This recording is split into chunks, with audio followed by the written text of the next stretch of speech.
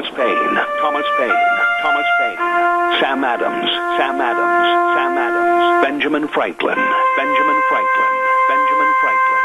These men spoke up for what they thought was right.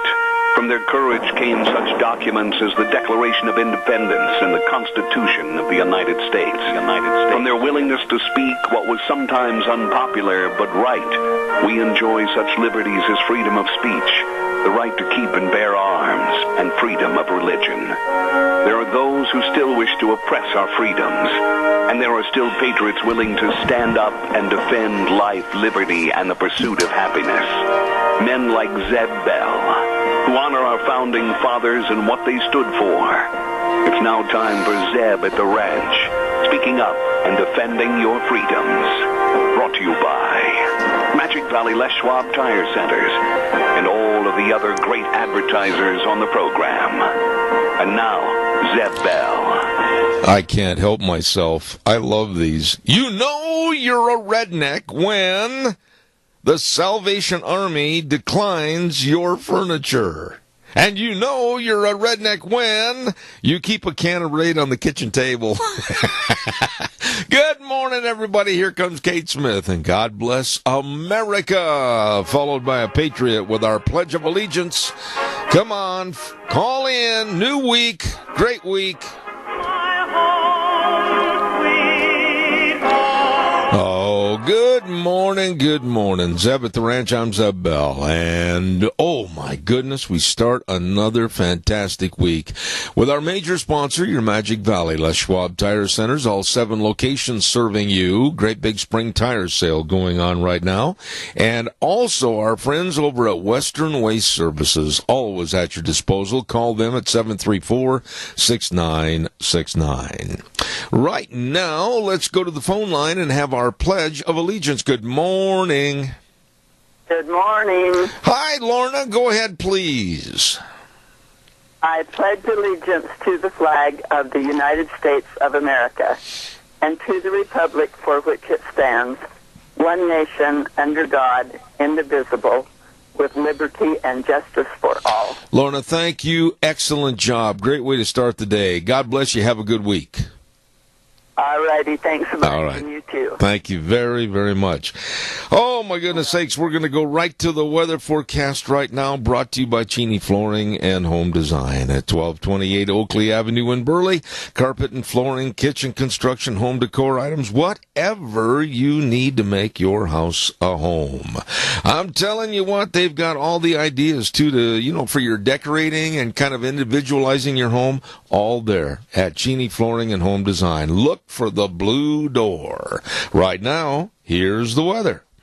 Well, looks like spring maybe has sprung as temperatures are rising quickly. That means we are still in that flood watch. It is going to be in effect through this afternoon. Here's what we're looking at for today.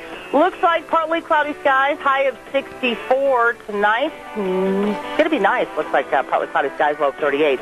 For tomorrow, mostly sunny skies, high of 69, looking at an overnight low of 39. Then for Wednesday, might want to grab out the shorts. Looks like partly to mostly sunny skies, high of 70. That is your weather forecast for Zeb at the Ranch. Woo-hoo! I love it, man. This is a great forecast. And the weather brought to you by Cheney Flooring and Home Design, 1228 Oakley Avenue in Burley. Look for that blue door. They are really nice people. And talking about really nice people, I want to remind you, too, about our friends over at Daryl's Cleaners. Oh, my goodness sakes, nobody does as good a job as they do. Nobody. And they can restore items, and when you take your clothes in there, they'll come back looking brand spanking new. Check it out. Go in and see Kevin and Cindy. I've got not one, but 2 bags of clothes I've got to get down there. Man, I am just about out of shirts and everything else. Daryl's Cleaners, 1223 Albion Avenue in Burley. You stop in and see them today. Really, really good folks. I got to remind everybody that this is a big week. The weather looks like it's not going to impede our lunch bunch. It doesn't look like we're going to have to ford rivers. It doesn't look like we're going to have to plow through drifts. It looks like we're going to make it over to Denny's restaurant on Thursday for lunch bunch. And I can't tell you how good that is to say because, man, we've missed it for a while. I'm going to have to reintroduce myself, and they, in turn, reintroduce themselves to us, the people at Lunch Bunch. It's going to be at 11:30 on Thursday at Denny's Restaurant, America's Diner, 611 Overland in Burley. And boy, oh boy, you can try those sizzling skillet meals or the buttermilk pancake breakfast, all kinds of different kinds. Oh, it's America's Diner for breakfast, lunch, and dinner. At also another location, 291 Pole Line Road in Twin Falls. But we also want to say thank you to our gift certificate donors, and that's Smith's Food, Handsome Mortuary, and Stokes. Thank you, thank you, thank you. Going to be a good day on Thursday at 11:30 at Denny's Restaurant, 611 Overland in Burley for Lunch Bunch. A couple of the quick shots for this morning. Did you hear? This was unbelievable to me the other night when I listened to Kirsten Powers on the news. And she said, I think it was on Friday, that she felt, so sorry for the illegal aliens that were coming up here from Central America. Sob, sob, because now a lot of the Trump policies will stop them from coming here. And she felt sorry for them. And she felt sorry for the teenagers. Wait a minute. Stop. Right there. Did she not do her homework? Did she not do a little bit of study? The deadly, killing gang, the worst in the world, MS-13. Those teenagers come from Central America. Those teenagers have really sprouted and spread in all places like Long Island, New York, etc. They're all over. And she felt sorry that they would be curtailed in coming here. Democrats can't be normal or think fairly. Holy cow, they can devise anything in the news, vilify and denigrate, and most of it, if you'll look through it objectively, is absolutely ridiculous fake news. And the cover of Recent Time magazine saying Trump is going to destroy America. I mean, it's absolutely got to the point where I know my wife and I agree. It's sickening. The Democrats are sickening. And stupidity and worthlessness of daylight saving time. I hate it. I want it known. You may like it. I don't. My opinion is get rid of it. Arizona is right. They do not abide by it, and I wished we would be like them. Daylight saving time. When you get up early in the morning, and I know there are many people out there that agree with this, you have to get to bed maybe by 4 a.m., or get up at 4 a.m. right in that area. Pardon me. And you're getting up at 4 a.m., but you have to go to bed. Maybe about 9 o'clock at night. And you lay there and you can watch the birds in the trees. Still light. I don't like it. Calls are welcome, 436-2244, 1-866-927-4587. While I'm waiting for your calls, holy cow, did you hear that weather forecast a few minutes ago? We may hit 70 day after tomorrow. I'm loving it. Ramsey Heating and Electric, 2600 Overland Avenue in Burley. They're loving it too because they know that you need to get prepared for air conditioning and cooling season.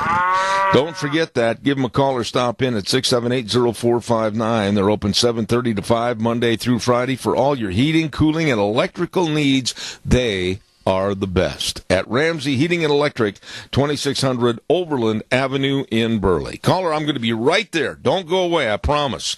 Also want to remind everybody about Barry Equipment and Rental. Holy cow, they've got all the equipment to get the job done right. Absolutely.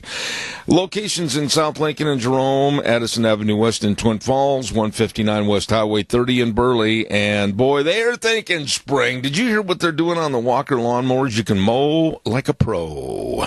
0% interest for 48 months. Woo, baby. They got all the Bobcat excavators too over there. Equipment rentals, retail equipment sales, everything at Barry Equipment and Rental, Jerome, Twin Falls, 159 West Highway 30 in Burley. Good morning, caller. You're on the air. Good morning, sir. Hello, my friend. Hey, an old Indian saying is, only white man can cut a foot off the bottom of a blanket, sew it on the top, and make the blanket longer. Now, Doug, please stop right there. You should be ashamed of yourself for not being inclusive of the Democrats, because they're still scratching their head trying to figure that out. They are, aren't they? Yeah, and another one is white men invented the bicycle because they was lazy. They sat down to run. Yeah, I like those. I mean, hey, that's a good way to go this morning. The first one I really liked. Oh, my goodness. Okay. Tell me where I'm going wrong in some of my quick shots this morning. I was on the phone with my son. I didn't catch most of it. Oh, well, primarily I talked about Kirsten Powers and that stupid statement she made last week about feeling so sad that the illegal aliens weren't going to be infiltrating our southern border because it's just not fair. And she doesn't realize that many of those from Central America are members of the deadly killing gang MS-13. Exactly. Well, they couldn't see their hand in front of their face, the Democrats. They do that because their voter base is disappearing with Americans. Yeah. They're losing their voter base. So one way to get a voter base is to bring illegals in here, give them amnesty, give them this, give them that, so they can get their voter base back. Yeah. Like they did back in the 60s with the civil rights with Lyndon B. Johnson. You know, it was really funny this weekend. I had a guy that's a good friend of mine. He says, when you get on the air, aren't you afraid of losing support from the Democrats? And I looked at him out of the corner of my eye, and I guess my honest and very straightforward appraisal of what he said was, no. Never had support of the Democrats. I'm not worried. You know what? As long as I've been on this program, and I think you, as a dear friend, can attest to this, I'm not afraid of saying anything that might hurt somebody if it's the truth. Exactly. You speak facts, like that one saying says, if you tell the truth, you don't have to remember anything. Absolutely. And if you speak facts, you should not feel bad. You should not wonder if you're hurting somebody's feelings. Amen. Oh, and I've got a story about that in just about a minute after a commercial. You probably, if you're not busy, better turn the radio up, and you better lock the doors and close the windows, because I got a feeling you're going to scream bloody murder. Probably. All right, buddy. I'll talk. My wife got me a shirt the other day, and it says on it, my rights don't end where your feelings begin. That's exactly right. We're living in a nation of hurt feelings. Boo! I feel so bad. Everybody gets a trophy. There you go. Talk to you in a little bit. Thank you. Okay. All right. Hey, take care of the senior centers. God bless you. Thank you. All right. Good man right there. Hey, don't forget Burley Physical Therapy and Rehabilitation, 1263 Bennett Avenue, Suite 2 in Burley. Write the number down, 678-1191. 678-1191. Nick Green. Hello, Nick. I know Nick's chewing on me. He's getting cussing me a little bit because I haven't been over there like I said I was going to. I got to get in there. My leg needs some more therapy. All the physical therapists are excellent, helping you get back to being you. And don't forget all the exercises, hydrotherapy pool, everything with the best. Burley Physical Therapy and Rehabilitation in Burley. 678-1191. Really, really nice people. Oh, and when we talk about nice people, we got to talk about Scott Gano and his crew. Holy smokes, are they busy this time of the year? They are trimming trees. They are getting ready to put in all your sprinkler systems. I mean, they're doing it all. And also, they've got great ideas for landscaping so that if next winter we have all this wet weather with the water and everything, you can protect your water from the water from getting into your basement. I mean, there's all kinds of things you need to check out right now, especially the time to get your fruit trees trimmed. Call them, say that fast 5 times. Call them right now at 438-2485. 438-2485. Scott Gano Landscaping and Sprinkler Service. This story, I sat back and I just shook my head. And I honestly was without words for a few moments. 2 high schools in Iowa. And they were both from the city of Des Moines. One was Valley High School, and the other one was North High School. Now, we're living in a society to where we cater to those that are not citizens of this country. And when 1 or 2 people complain, we run with our tail between our legs. Well, Valley High School was all upset, and, or I should say North High School was all upset. And the reason was that the students from the other school, I'm not going to confuse it, I'll say School 1 and School 2. School 1 has, during the football season, and they did it during the basketball season, have what they call patriotic attendance games. And the fans in the stands at this one particular school, normally their school colors are orange and black, but the students and the parents have these patriotic games, and they'll wear red, white, and blue. Well, here we go with a basketball game between Valley High School and North High School in Des Moines, and North High School takes the court, and all of a sudden, all heck breaks loose with their fans and everything else because they look in the stands and there's Patriotic Day going on. And the coaching staff and the school administrators from North High School complained and said that was absolutely uncalled for.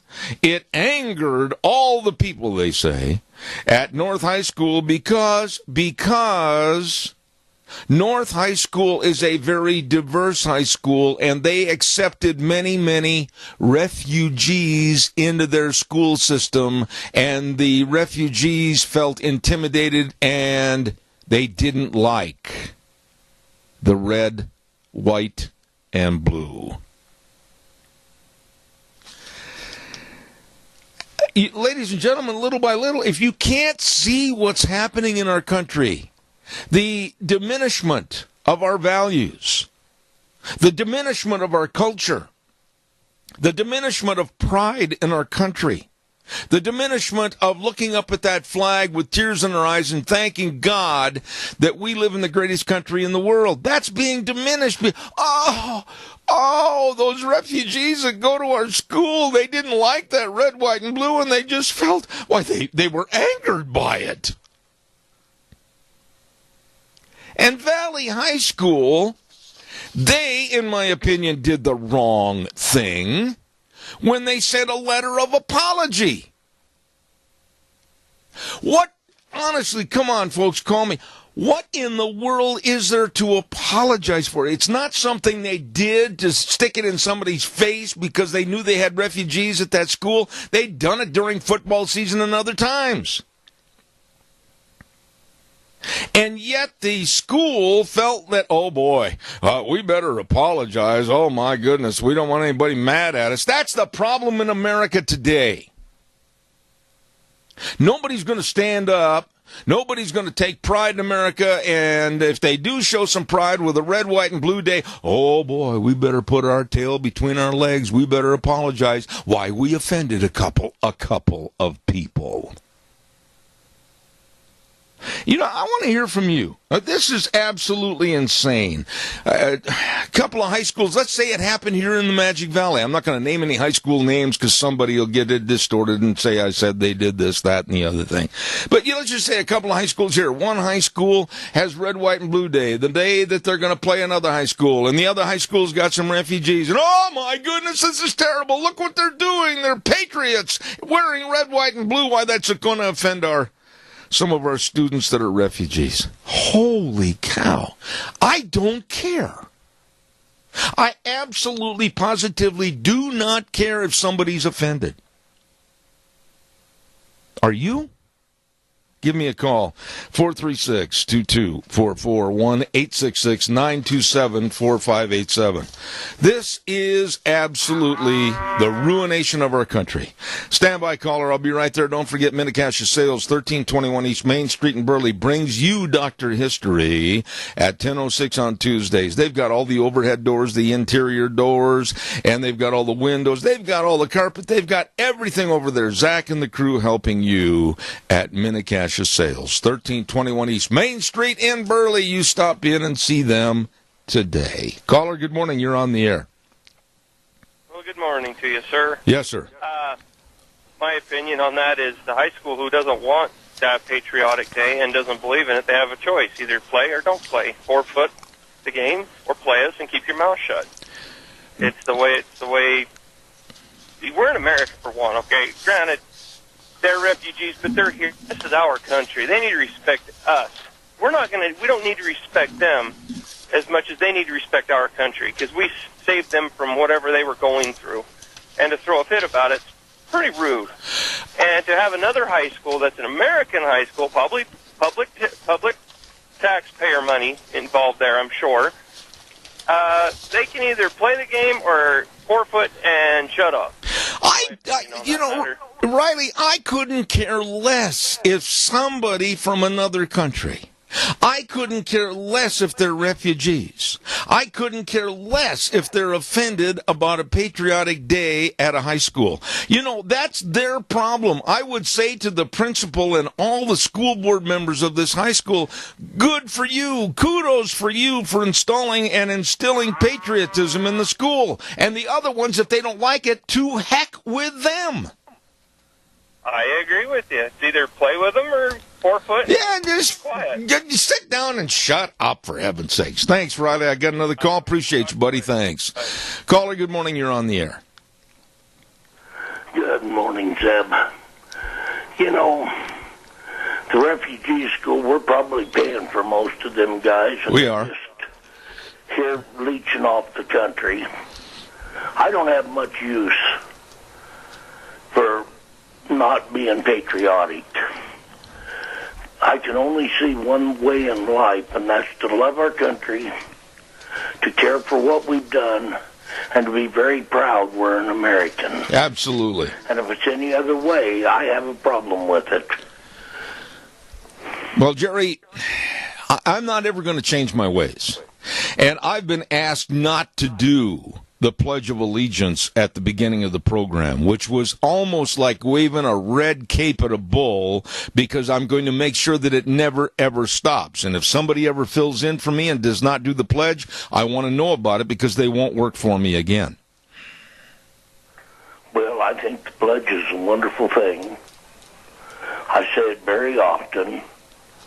I belong to the American Legion and the Minnecasia Vets and several other groups, the Lions, and all of them say the pledge before their program. Absolutely. And I think it's wonderful. If I go to the senior center to have my lunch, which I can do it, I'm an old guy, they always say the pledge and they always say a prayer. We appreciate our country and we appreciate God. Amen. And that's the two things we appreciate the most. And we're going to keep doing it. And nobody's ever going to stop us. It's just not going to happen. Attaboy, Jerry. I like that. And I hope some younger people also have that feeling. I am sick and tired of making amends and apologizing for being a patriot or apologizing for being a Christian, whatever the case might be. Stand up, stand tall. If these others want to get in the way, don't step around them, step over them. Well, I don't think there'll ever come a day the people that I associate with will ever back up. They're all very patriotic. They all love God. And it's very apparent we don't all have the same religion, but we all love God. Yeah, there you go. Jerry, I appreciate it, buddy. I got to do a commercial break. Thank you so much.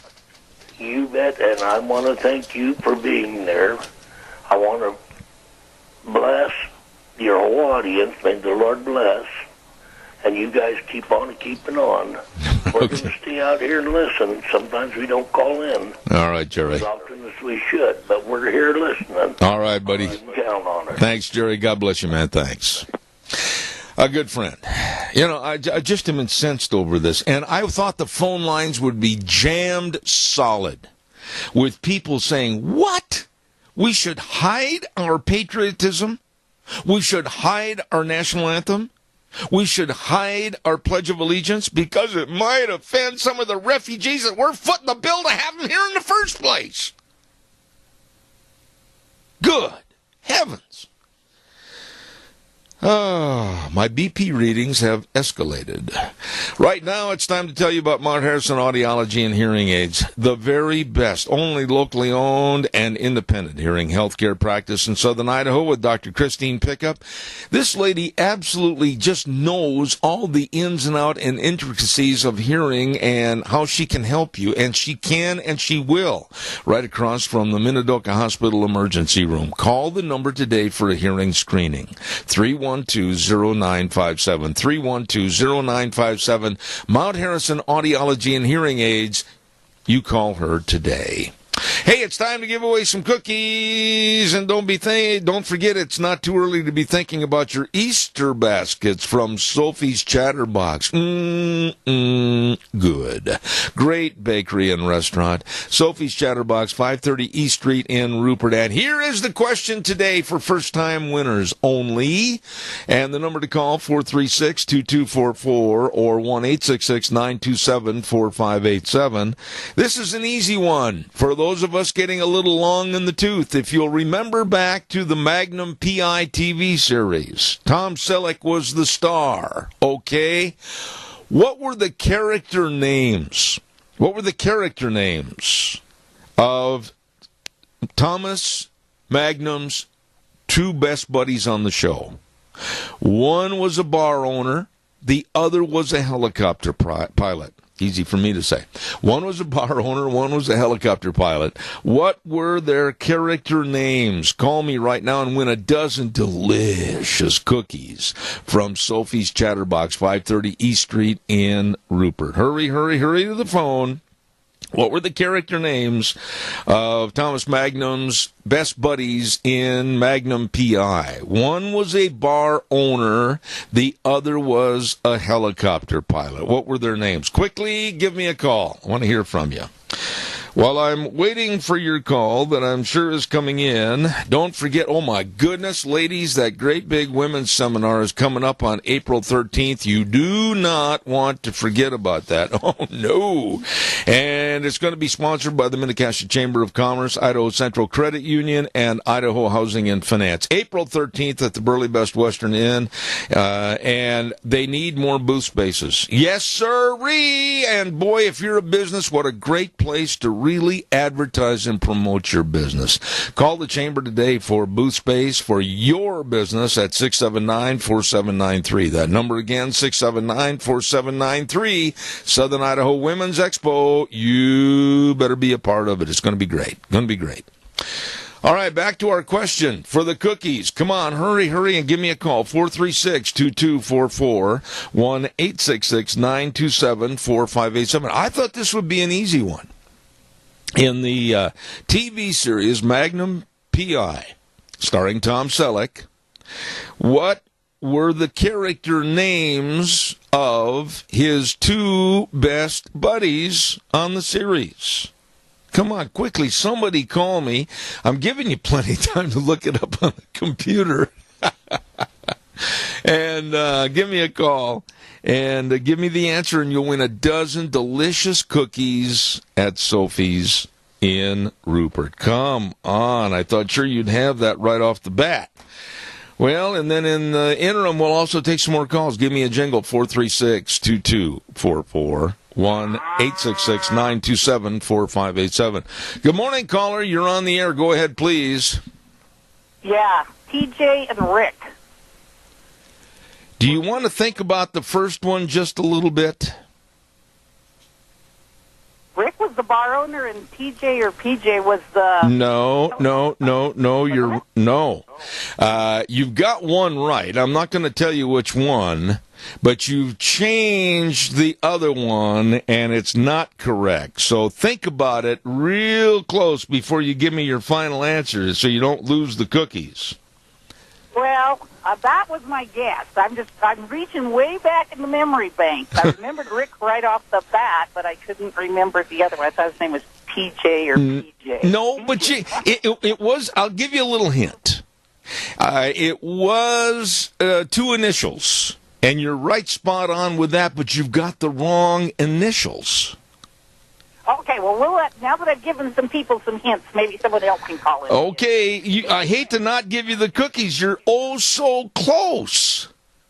Oh, well, I don't know. Well, I'm racking my brain. You think about it, because I know you're younger than I am, but you think about it and call me back because you're so close. Sounds good. Okay, thank you. She's got one right. I'm not going to tell you which one. Well, you kind of figured it out, but what were the character names? She's just so close to having it right. Give me a call, 436-2244, 1-866-927-4587. Come on. Give me a call real fast. I want to hear from you. Nobody wants the cookies this morning? I'm thinking about keeping them for myself. My goodness, they're fantastic. What a bakery and what a restaurant over there at Sophie's. Come on, give me a call real fast. Like I said, she was just knocking on the door of being correct. Good morning, caller. You're on the air. Go ahead, please. Yeah, it's me again. It's TC. Who are you? My name is Valerie Jones. Valerie, your stick-to-itiveness has just won you a dozen cookies from Sophie's. You call them and let them know when you're going to be over there to get them, and you are right. It was Rick and TC. See, your perseverance paid off. There you go. All right. God bless you. Helping me. Okay. Thanks a lot. All righty. Well, thank you very much. All right. Calls welcome, 436-2244, 1-866-927-4587. Honestly, I thought that story about the high schools would outrage you like it did me, because our culture and everything is absolutely being thrown in the trash burner, and I care. I really care. I know what I'd do. I know what I'd do if I were the head of that school. I would never have apologized. Absolutely never have apologized. Because to me, that makes the whole school board and superintendent, principal, everybody look weak. Because it also tells the kid, oh, gee, we got to be apologetic for being Americans and being proud of our flag and our country. That's a wrong thing to do. Wrong thing to do. And if anybody did that here locally, I would tear into them like a cat to a plate of milk. But we shouldn't have to apologize at all. It's not anything new. I want to stress that the school said they have done it many, many, many times in the past with a game, football, basketball, whatever, with a USA patriotic theme to it. Caller, good morning. You're on the air. Well, good morning, Mr. Bell. You know, it really amazes me that these refugees or illegal immigration, whatever the heck they are, you know, they're so quick to condemn our flags, our religion, the way we live, but they sure don't hesitate 1 second to take the benefits that we dish out for them. Sure. I mean, it's a gimme, gimme, gimme, I want group of people, and we're made to feel embarrassed, or we're made to feel less than if we start promoting our culture and our patriotism and the values of our country. I'm telling you something, Don, I'm going to be very blunt when I say this. I don't want those people here if they can't adopt to our principles, our culture, and the love of our country and flag. Get out of here! I'm right there with you, and I'll be right there with the broom to sweep them out. It just really infuriates me that we allow this to happen. People are so afraid to stand up. You know, kudos to the school for wanting the Patriots Day. Yeah. We need more schools like that. But wait a minute, my dear. To teach these people what the flag stands for. Yes. And if you don't like our ways and our customs and our religions and all the other things, then stay the hell out. But then again, Donna, that school, Valley High School in Iowa, also needs to have some comeuppance, because why? Why would they ever think about apologizing? Oh, I don't know. I don't apologize for being an American. That's right. I love my country. I love my flag. I love what it stands for, the men, the women, and who fought and died for our freedom. Give me a break. Well, listen to this. I apologize for that. You know our dear friend Russell Smith, and how patriotic he is and was, fighting for his country, and 3 Purple Hearts and everything else. Now, supposing, this is just supposition, Russell, God bless him, he's up in Pocatello at a nursing home, and he used to always be at our lunch bunches and everything, and no one showed more patriotism to our flag than he did, and our Pledge of Allegiance and our national anthem. But can you imagine if all of a sudden somebody walked up to Russell and they said, you and the rest of the lunch bunchers, you really embarrassed us when you got up and did the Pledge of Allegiance and sang the national anthem. We don't like it. You know what? I dare say that if anybody ever does that to me, they did it once and they learned that was the wrong thing to do, criticize us for doing the pledge and the national anthem at lunch bunch, I'm not going to quit what we're doing. And if it involves somebody coming up and criticizing me, I hope they got track shoes on.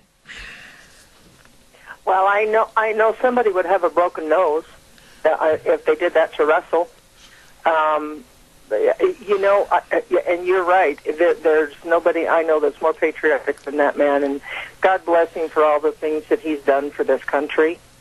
And there again, if you don't like the way we live, don't come here. Please. Yeah. When I see you next, I'll explain a situation that happened to me in the little town of Burley over the weekend at one of our stores. Okay. And it didn't scare me, but it pissed me off. And so don't come here and criticize our flag and our rights to our freedoms.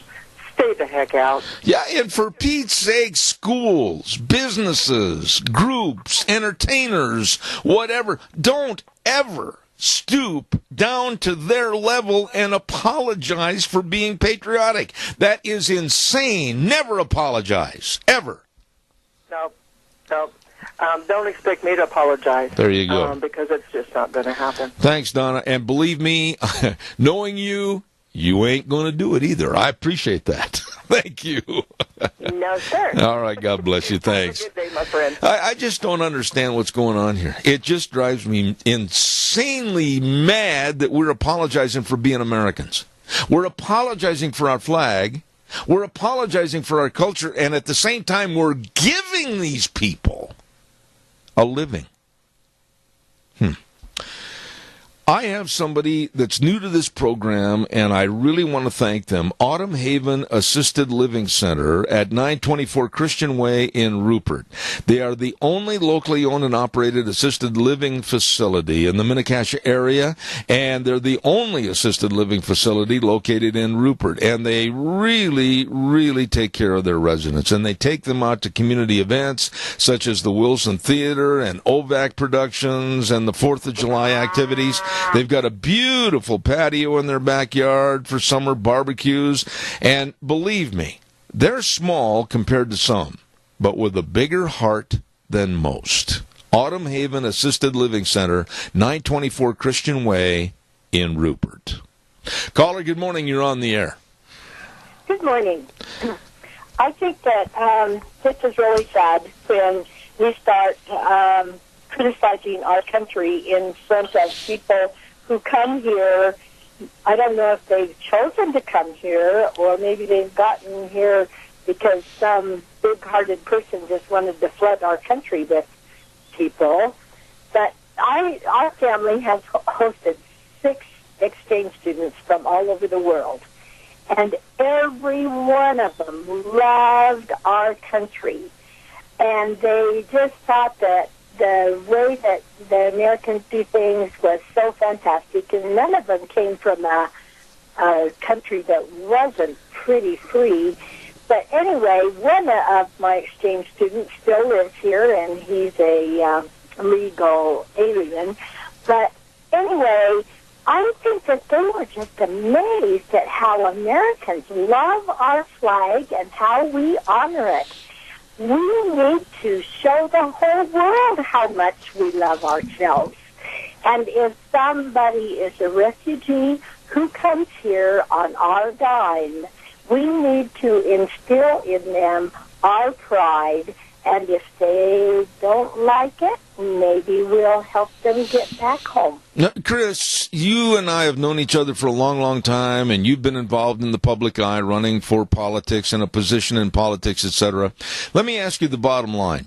If you were running for office today, and you were criticized because of your patriotism, or criticized because you absolutely want to hear the Pledge of Allegiance and our national anthem, and you thought, oh, gee, maybe I'd better back off. I'm losing votes. The diverse people in our society don't like America. They don't like the red, white, and blue. So I'm going to cut it out, and I'm just going to run for office and try to win. Would you cheapen your standards? No, man alive, I have, my dad served in the Second World War. I have a Vietnam veteran brother. My whole family has served our country simply because they did not want to lose this country. And I think that the problem is Americans are not telling their story. They're letting these people in, but they're not requiring these people to hear our story. Yeah. Well, now I want you to directly give your answer quickly to this, and then I've got a weather forecast. If you were the principal or the superintendent of that school in Iowa, would you have given a written apology to the other school because your students were being patriotic and wearing red, white, and blue? Would you apologize for that? Nope, I'd probably call them and say, how come your students aren't patriotic? Absolutely. That's the answer I've been looking for. I would call or write a letter and say, listen, if you want to learn how to be more patriotic, take heed for what our students and our faculty are doing, because that's what you should do. Yes, you're right. Hey, thank you for what you do. All right, Chris, thank you very, very much. I'm just incensed as to the tail between your legs, dog on the back porch, oh, gee, don't yell at me, I'll change my ways attitude. No, I'm proud that when we start this program off in the morning, we do the Pledge of Allegiance. I'm proud that Kate Smith sings God Bless America. I'm proud at the lunch bunch. We do a prayer. We do a pledge, and we do the national anthem. And yes, there have been some that have gone, I don't like that. I don't want to hear that. Put cotton in your ears. I'm not going to change. Calls are welcome, and right now it's time for the weather, and the weather brought to you by Riverview Urgent Care, 382 North Overland and Burley, Twin Falls Urgent Care at 2392 Addison Avenue East in Twin Falls, and Jerome Urgent Care, 133 West Avenue A in Jerome. Minor emergencies, major care. Open 7 days a week, and they can and will help you. We had Kyle on the phone last week, Kyle James. Really good folks, and don't forget, whether you got a touch of the flu or a cut or a sprain or a strain, they can help, they will, at the urgent cares. Right now, here's the weather. Well, looks like spring maybe has sprung as temperatures are rising quickly. That means we are still in that flood watch. It is going to be in effect through this afternoon. Here's what we're looking at for today. Looks like partly cloudy skies, high of 64 tonight. It's going to be nice. Looks like partly cloudy skies, low of 38. For tomorrow, mostly sunny skies, high of 69, looking at an overnight low of 39. Then for Wednesday, might want to grab out the shorts. Looks like partly to mostly sunny skies, high of 70. That is your weather forecast for Zeb at the Ranch. Now, Gina, thank you. Brought to you by the Urgent Cares. Oh, my goodness, great folks. Riverview Urgent Care in Burley, Twin Falls Urgent Care, Twin Falls, and Jerome Urgent Care in Jerome. Like I say, minor emergencies, major care. You know, at about the time you get so disgusted with weak-kneed, milquetoast leaders in school systems, like the principal at Valley High School in Des Moines, Iowa. Not this one here. Don't confuse it with Valley and Idaho. Come on, I don't want anybody saying, Zeb said this. Get your story right. But apologizing for doing right. That is insane. And here's another story to kind of mull over today. In Crocker, California, the annual father-daughter dance has been canceled. It got nixed. It got thrown out. You want to know why? Because some loons of the diverse culture, they said that it is not inclusive enough, and it's way too narrow to have a dance for fathers and daughters. It's been a custom that was so nice for many, many years. Dad and daughter going to a dance, really getting to know each other. Oh, can't do that anymore. It's not inclusive with the so-called modern family. Oh, I see. So the gays and the lesbians came out and they said, well, no, this isn't good. We can't have a father-daughter dance. No, because our family has two moms, or vice versa. So they got together, small numbers, and they stopped it in Crocker, California. No more father-daughter dance. You know, I'm never going to say I'm wrong because I'm not about this issue. Whether it's patriotism or whether it's right and wrong issues, moral issues, civic issues, we got to stand up for what our culture has been built on for over 200 and some years. And to cater to these twits, that's what they are. Off the radio, there probably would be called different names, but I got to be careful. But to cater to these twits is absolutely insane. And not on this show, ever. You can do all you want. You can go after me, whatever you want to do, because we're not going to change. The world absolutely, our country needs to be proud of who we are, what we have done, who we have supported, and still are supporting. And for refugees coming to this country, they should just be on their knees on the tarmac and thanking and saying, God, thank you so much for bringing me to this country, land of the free, and the home to any opportunity that I possibly want to work for. They'll complain about our culture, our flag, and then in turn, our weak-kneed attitude today, we run and hide, and then we apologize. This is insane.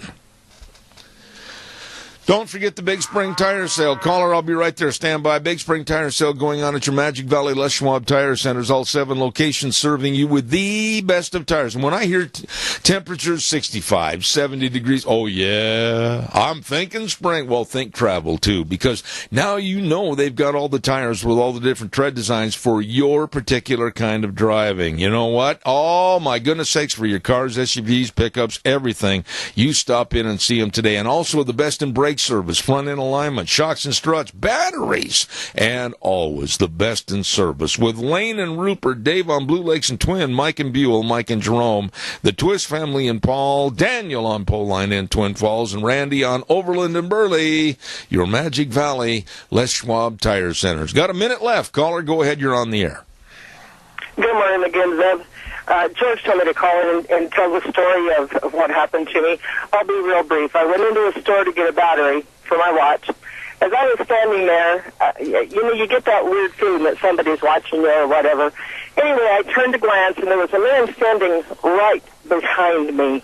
And I thought, well, he's just waiting. So anyway, I went and did tried to get my battery, and pretty soon it was like, I turned to him and I said, can I help you with something? He goes, yeah. He says, I don't like your shirt. I had one of my POW shirts on that I wear very, very proudly. And I looked at him. What? What? Anyway, I'm listening with my mouth agape. I'm sorry, George was hollering at me. Okay. Anyway, he said, I don't like your shirt. And I looked at him for a second, and I said, well, I don't like your face. Be off. And he followed me around the store until I finally turned and I said, can I get you something? And he goes, I really don't like your shirt. And I just explained to him, I'm proud to be an American. I really don't care for your opinion. So just be off. This man, and he did. But I really thought he was going to follow me to my truck, and that would have been his biggest mistake. Oh, amen to that. That's what's happening in Burley, Idaho. I'm sitting here and I was just in shock of what you just said. He had the audacity and the brainless attitude of saying he didn't like your shirt because it mentioned the POW MIAs, of which you and George have been so in charge of promoting and holding in high honor our POWs. He didn't like that shirt. Oh my goodness sakes, I'd love to have his name. I would too. Like I said, it didn't scare me, but it pissed me off because it's like, you know what? I'm proud of that shit. I'm proud of the men and women who died for that freedoms. If you don't like it, get the heck out of here. All right, Donna, I wish I had more time. I got to run to the news, but now I got to tell you, you've got me shaking and baking over here. I'm really mad. Thank you. God bless you. All right, thank you. We're going to run to the news from CBS. I'll be right back.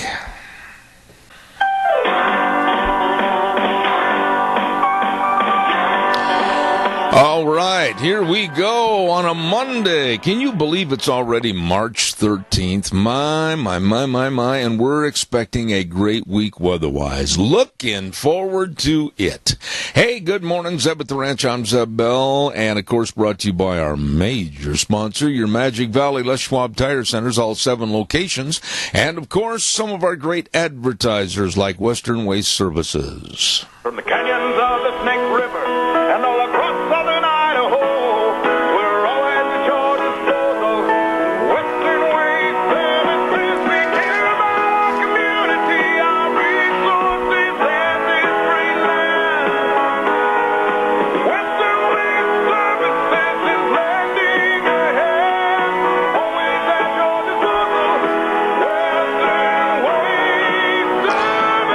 Western Waste Services, always at your disposal, 734-6969. Hey, you know, they've got the mobile storage units, you know, the Go Minis, and you can leave them on your property, or you can ask Western Waste Services to store it on their property after you get them all filled up. Yep, the Go Minis, great storage units.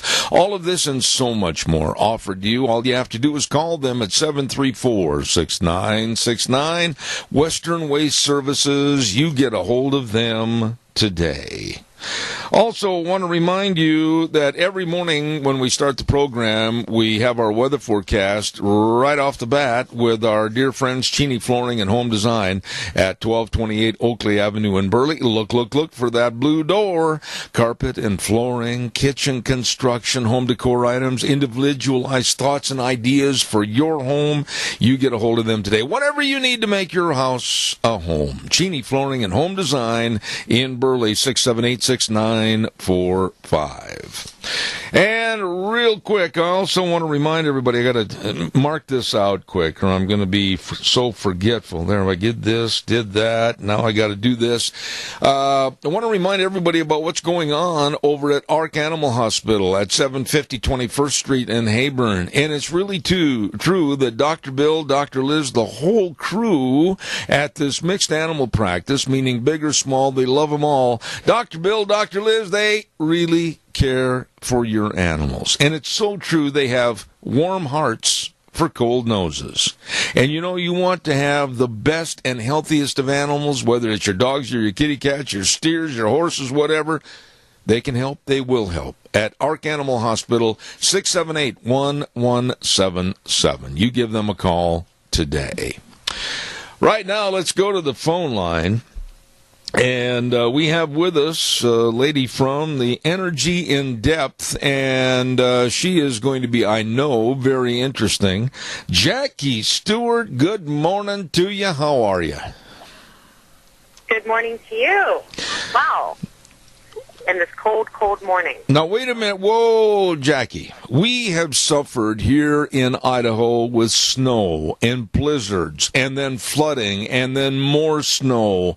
And now finally we're seeing some temperatures that this week will hit the 70-degree mark. What are you saying where you live back east? Are you expecting a huge dumping of new snow? We are, actually. We have a storm supposedly coming to us this evening. So just when we thought we were, getting into spring, turned our clocks forward on Sunday, we're ready back for winter again. So, from Ohio and Pennsylvania area, you're not in for some crazy weather. Oh, my goodness. Well, I hope everything goes well during the onslaught of that storm. Jackie, I'm really appreciative that you're on the program this morning because I've said for a long time that voter fraud is alive and well in our United States. And I'm just going to stick my head right out of the sand and say I'm being perpetrated by the liberal left. And you have a little story that might go along with what I'm saying. Tell us about it. Yeah, so first of all, our program, Energy in Depth, energyindepth.org, we are the education arm of the Independent Petroleum Association of America. And one of the things we do is we track these anti-fracking activists nationally. And we have found over the years that their playbook remains the same. What has changed, though, is they have received an incredible amount of money, just hundreds of millions of dollars, maybe even into billions, but it's absolutely just incredible, like I said, with the amount of money that these groups have been receiving. And one of the things they've been doing is they continue to try to have these local ballot ban fracking initiatives throughout the country, and Ohio has had just an onslaught of them as well. And what they do is they go in and they tax these cities with these local ballot bans. And it isn't even just about banning hydraulic fracturing or fracking. They want to ban practically anything that would, impact the environment in any way. That would be like a new construction project, which is why, these measures continue to fail at the ballot box.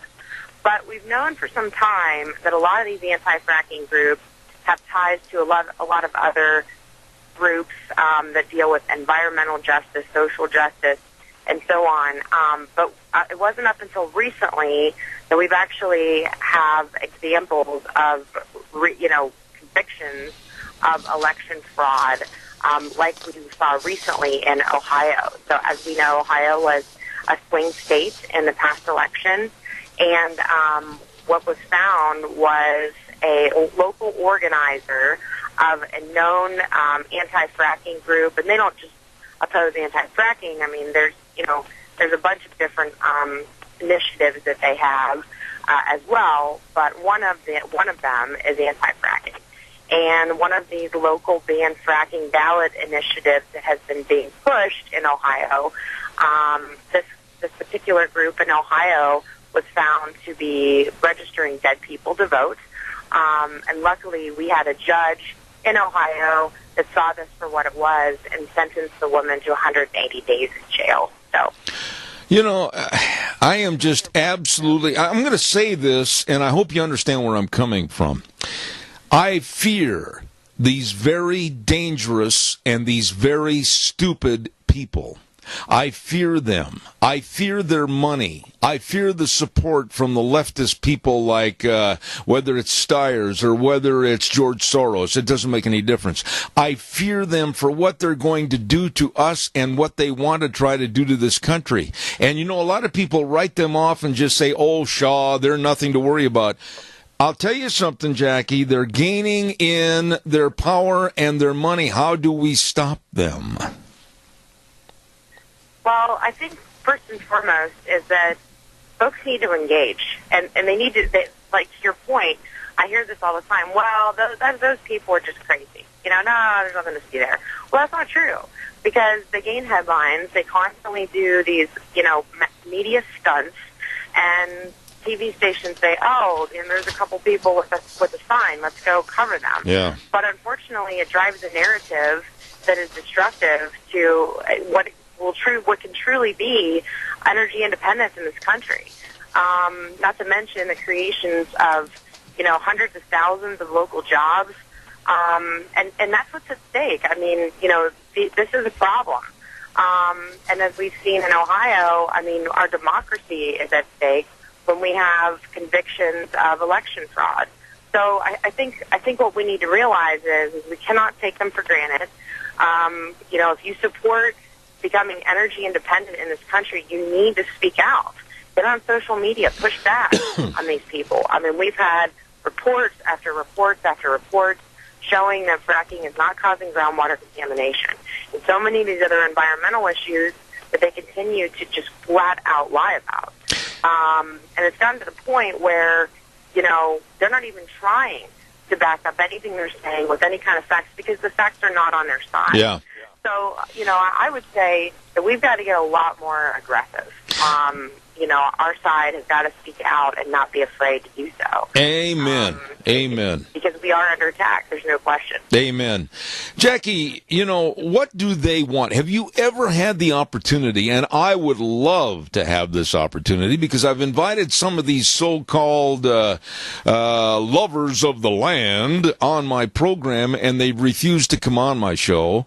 But what do they really want? If you were to sit down and ask them a question, what do you really want for a society, or what do you really want for mankind to live in and with, what's their answer? That's a great question. In fact, I attended a national climate conference where national activists like Bill McKibben and Steyer spoke, and that issue was addressed for 3 days.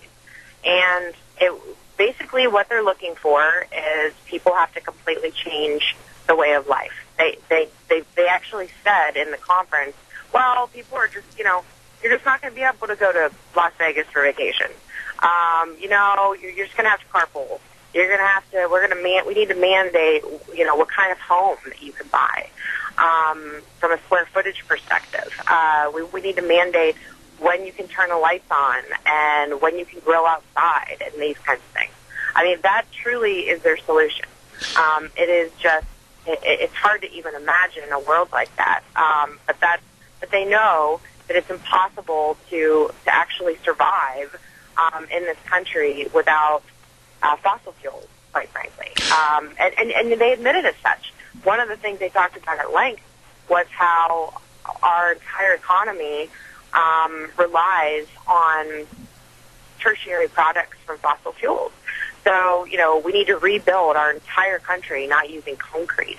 I mean, quite literally. And if you go on our website, you can actually look at the conference and see some of these crazy things that they said. But that's the resolve, and they're very serious about it. Let me ask you this. I don't know about you, but I don't particularly like when people tell me that I can't take my kids on vacation, or how I'm gonna what time my family needs to eat dinner. I mean, right. That's not the American way of life. So I think it's a big problem.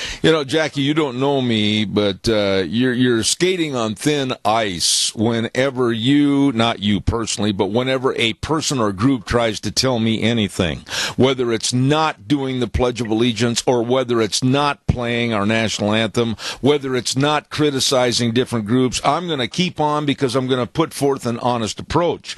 But all this is, the bottom line, Jackie, is globalist control, because if you get people that you can't turn your thermostat up, you can't heat your home, you basically would be better off going into a cave and burning buffalo dung to keep warm. They have control, and that's what the left has wanted, complete mass control.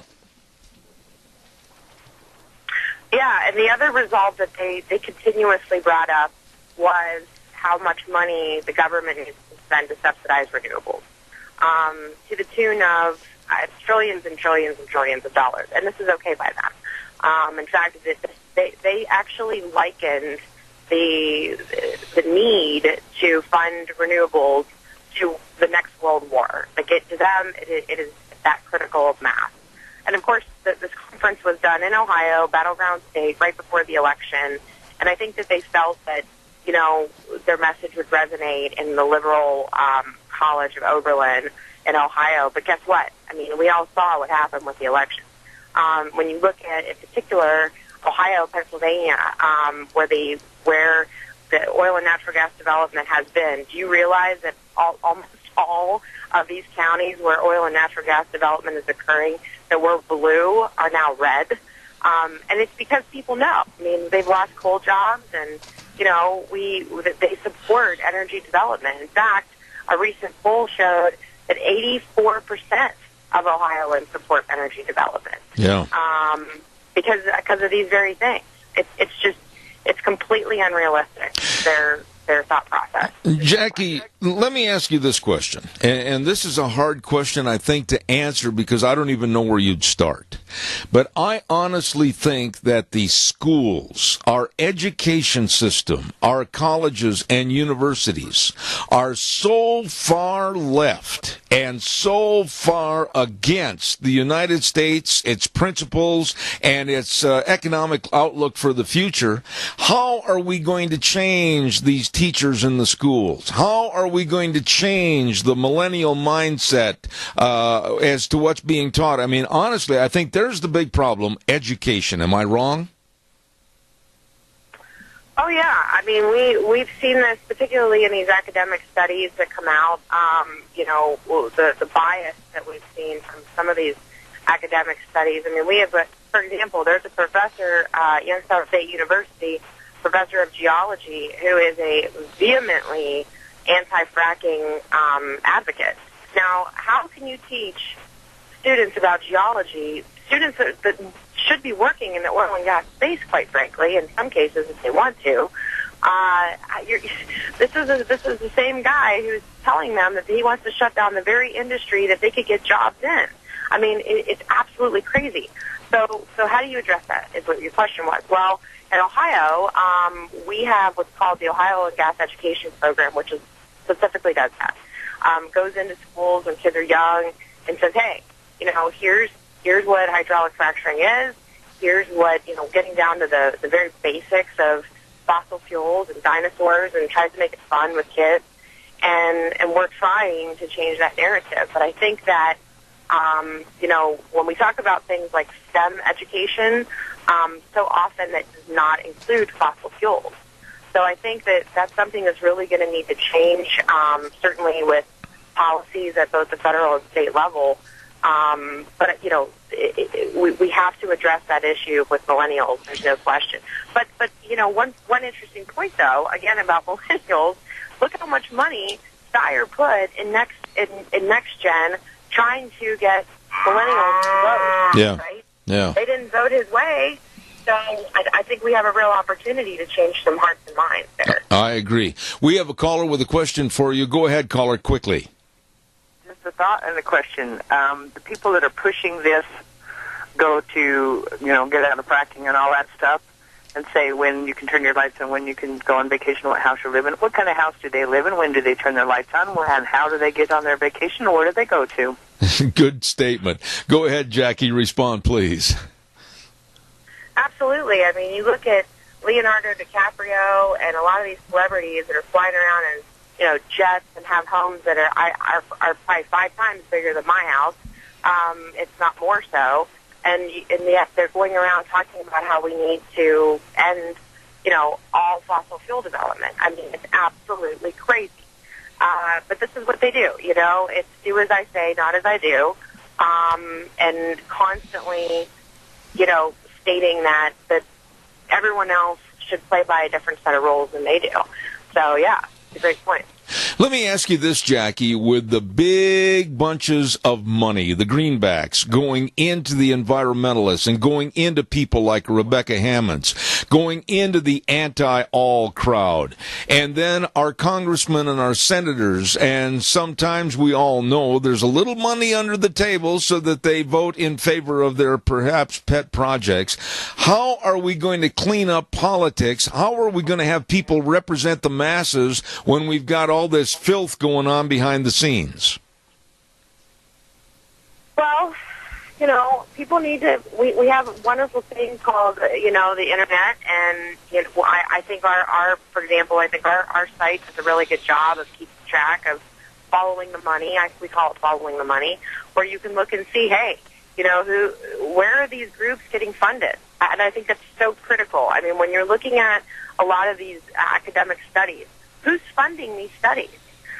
Is it an activist group? And, are they taking local activist money and matching it as local match funds against your federal and state tax dollars? And let me just say, this is something that absolutely has to stop. I mean, has to. We have a situation where we have a 5-year groundwater study by the University of Cincinnati where they literally took activist money and they paired it with state and federal grant money to develop facts on whether or not groundwater fracking was contaminating groundwater. They found it was not, and guess what? They can't get it published because they don't like what the findings say. And even the lead researcher said that the activists were quote unquote disappointed in the results. Can you imagine that? Being disappointed because they found that groundwater was safe to drink? I mean, that's how ridiculous these people are. I agree. Of course, they used federal and state taxpayer dollars for their findings. So, what I'm saying is that this is a systemic issue that people in this country have got to pay attention to. Absolutely. It must stop. It has to stop. Absolutely. And whether it is, the questions about, votes that are taken at the state level, at the local level, at the federal level, how are these different activist groups impacting so-called scientific research? I mean, these are tough questions that need to be asked, and we need to get people to speak up. One last thought here, Jackie. I've only got a minute left in this segment.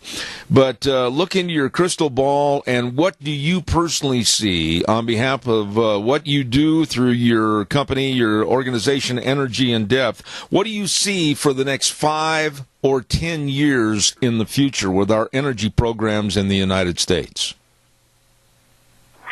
Well, I mean, as long as we are having the ability to develop our resources, which we are right now, I think we are at the helm of what's going to be the next major renaissance in this country. I don't know if you've ever watched the show The Men Who Built America, on I think it's the History Channel, and you go back and you look at our history and different waves that we've had over the years through various industrial revolution and just different points in our history. I think we're there with the advent of shale development.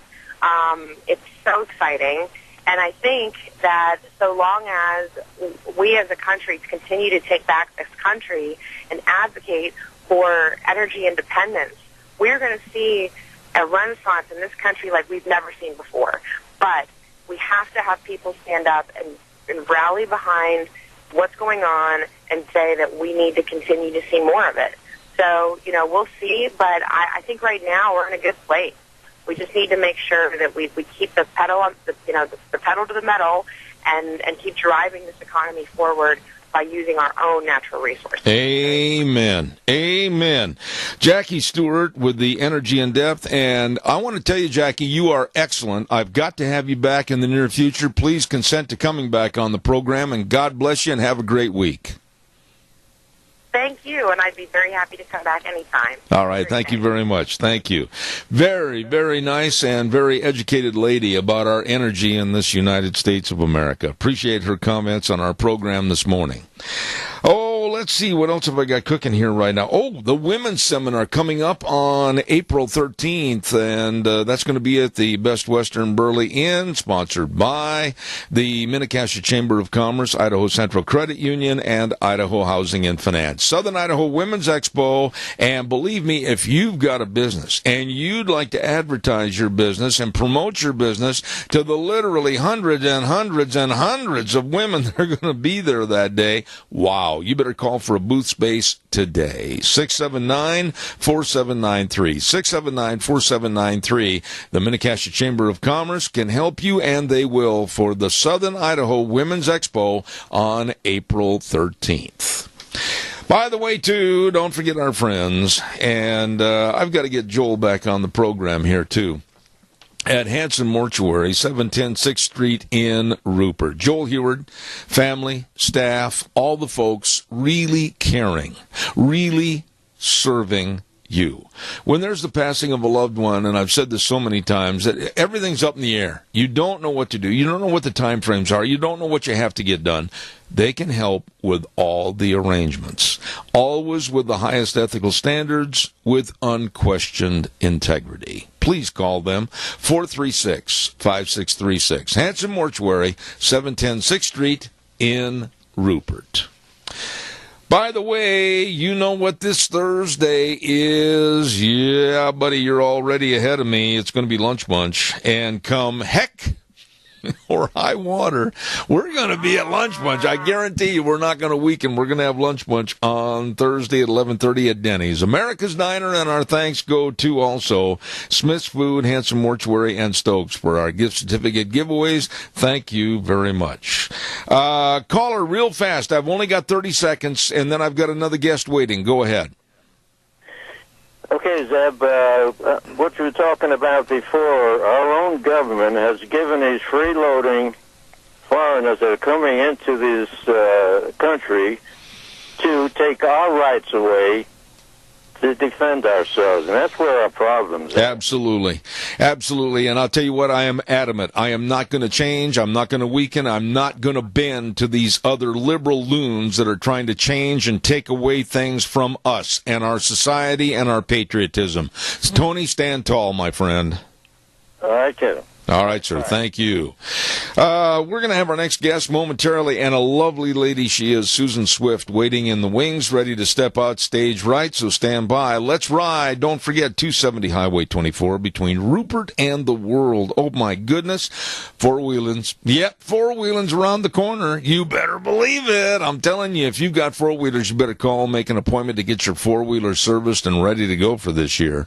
All you have to do is just call them at 436-4771 or stop into 270 Highway 24 in Rupert. My.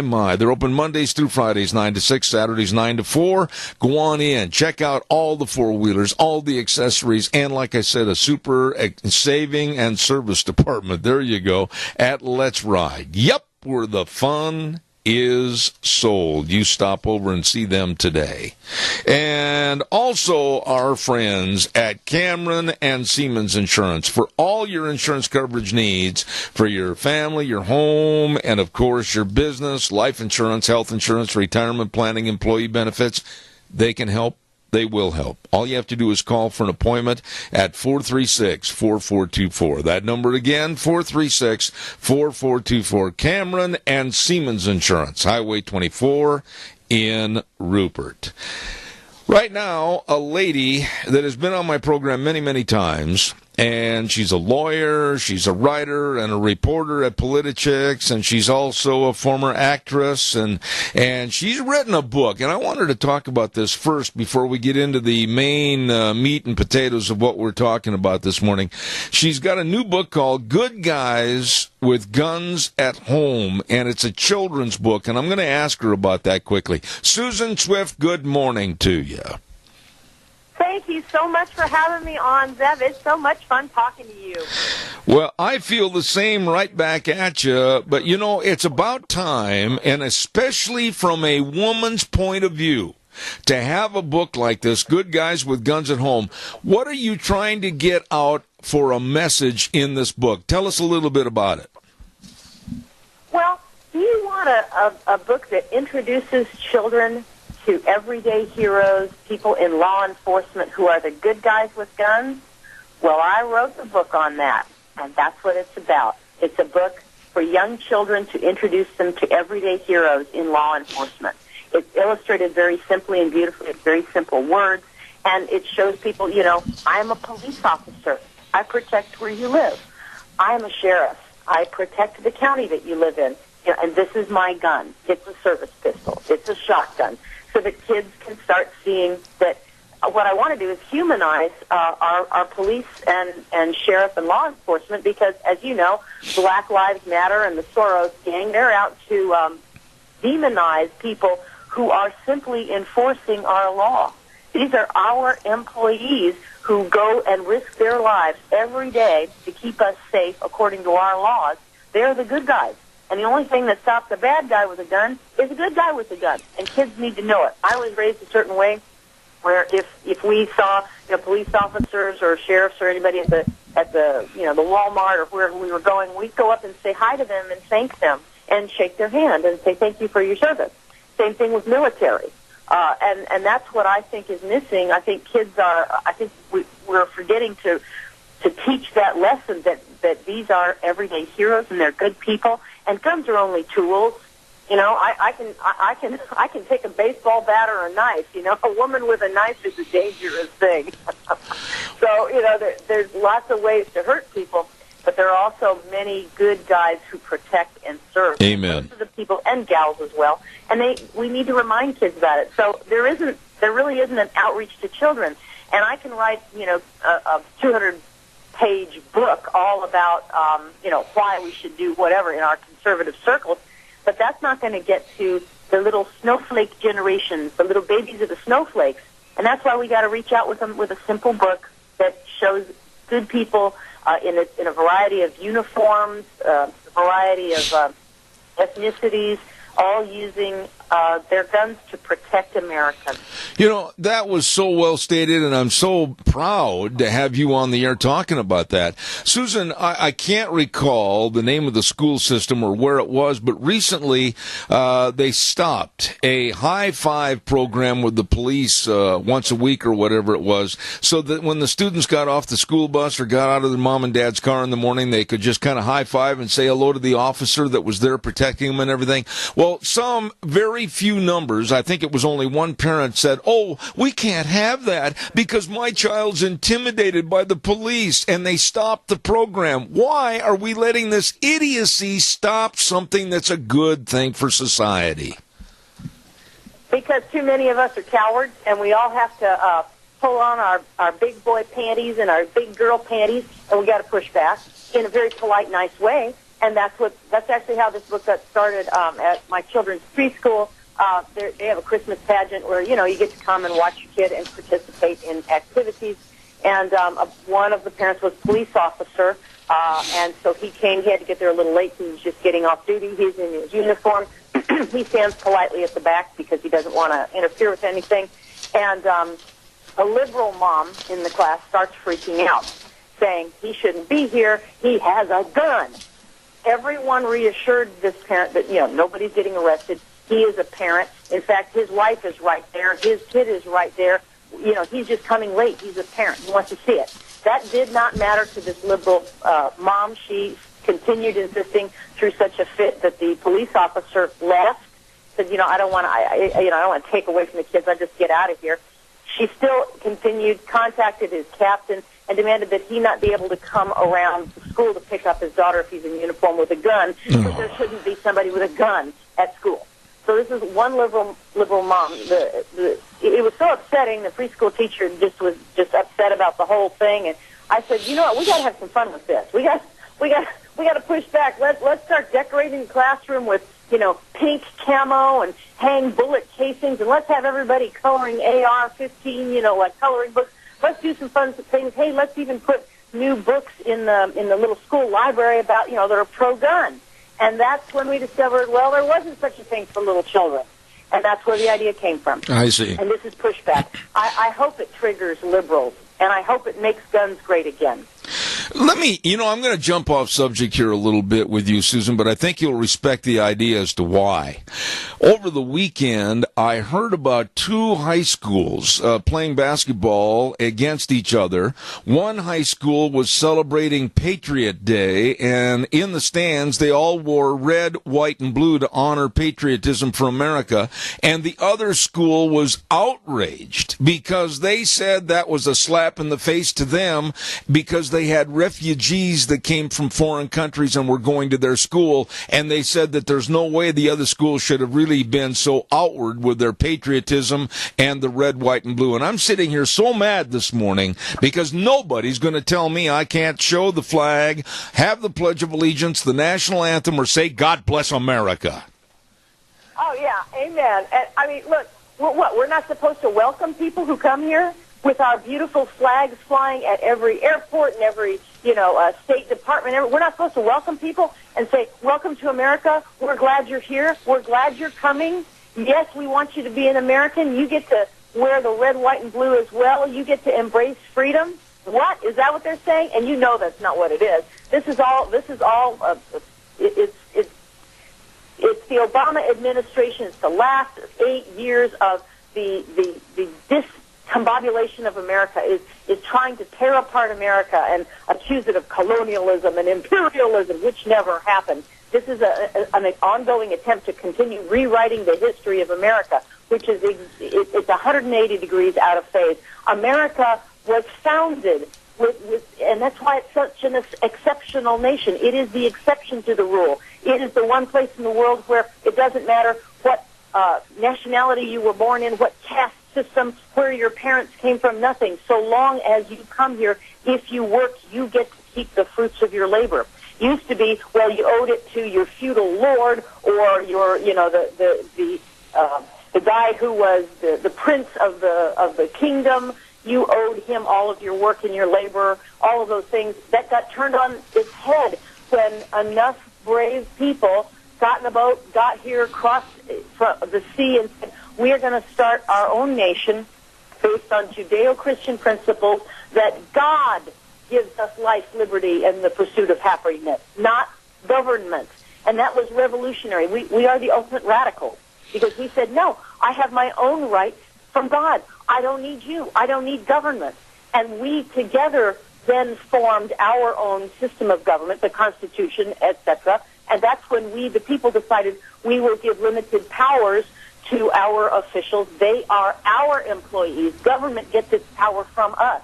That turned everything on its head historically. And now, of course, the people who want global control, who are big fans of big government and socialism and communism, they want to rewrite that very successful history, and they've been drilling it into our kids' heads for at least two generations. They're trying to tell us that we are somehow the imperialist, evil people who are conquering the world and suppressing the rest of the world, which is the exact opposite. That's what socialists do. Absolutely. That's what global controllers do. They all get together, the Bilderbergers and all of those folks. They're the ones that are plotting to have one global world government, and they're trying to undermine freedom and individual rights. So it's exactly 180 degrees out of phase, but the mantra continues.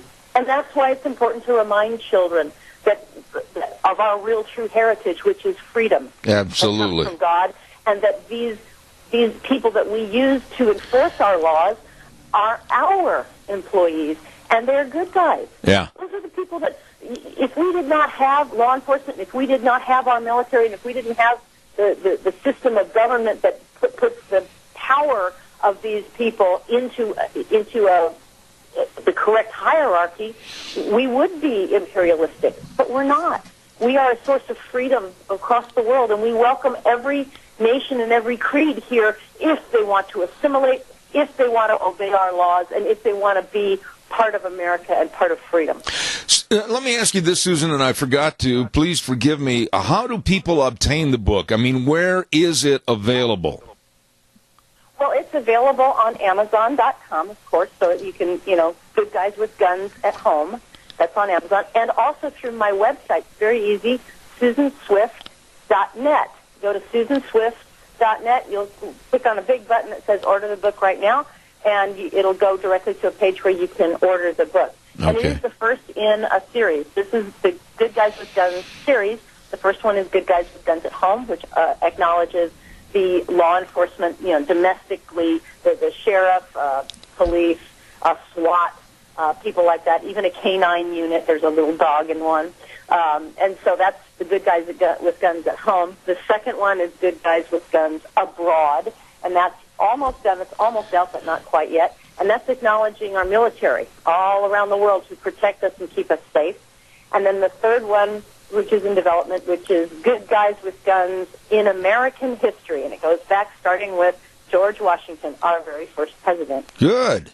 I'm looking forward to getting a copy of that, and I'm going to promote it on my program.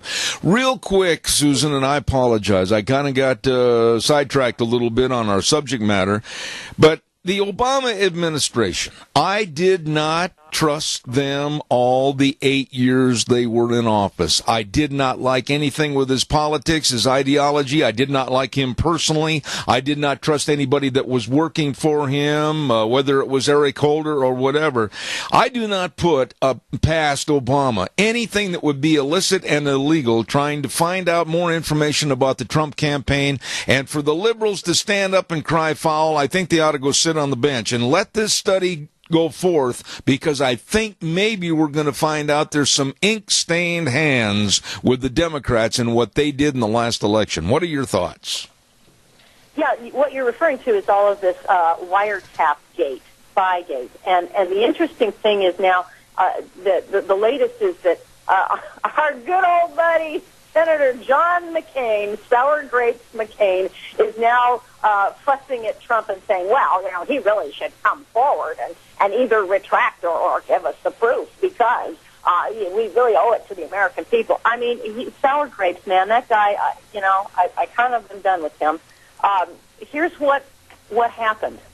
Last week, it actually started back in the day before the election last year, when Heat Street, which is a newspaper / website, it broke a story the day before the election, and it was called an exclusive. The FBI granted a FISA warrant covering Trump camp ties to Russia. And what they alleged in Heat Street was that two different sources had come forward and told them that there was indeed a FISA court warrant granted to surveil Trump's ties to Russia. All right? The story didn't really get going until a little bit later, when the New York Times picked up on that, and under its original title, and this is very telling, this is on January 20th, the New York Times reported wiretapped data used in inquiry of Trump aides. Dun, dun, dun. So the New York Times was also reporting that there's wiretapping and that the data is being used in the inquiry of Trump aides. And in that report, they changed the name of the report a little bit later to say, intercepted Russian communications, part of inquiry into Trump associates. Now, there's several different other sources as well. There's The Guardian, there's McClatchy. So we've got the Heat Street and the New York Times and the Washington Post. And let me just remind everyone what we're talking about here. Ever since the election, ever since the shock and awe that was the Trump victory over Hillary Clinton, ever since he beat her like a rented mule in that election, that has shocked the Obama administration and all of the Democrats. They didn't think they were going to lose. They thought they had it in the bag. Remember, fake news, fake polls, right? They thought they had it in the bag. They did not think that they were going to have to give up power. And what we're seeing is that the media did a 180 shift, almost as though we're orchestrated. From the Obama and Clinton camps, to then after the election start drawing questions and inferring that perhaps Trump had colluded with Russia in order to hack the elections and thereby cheat and defraud Hillary of the election.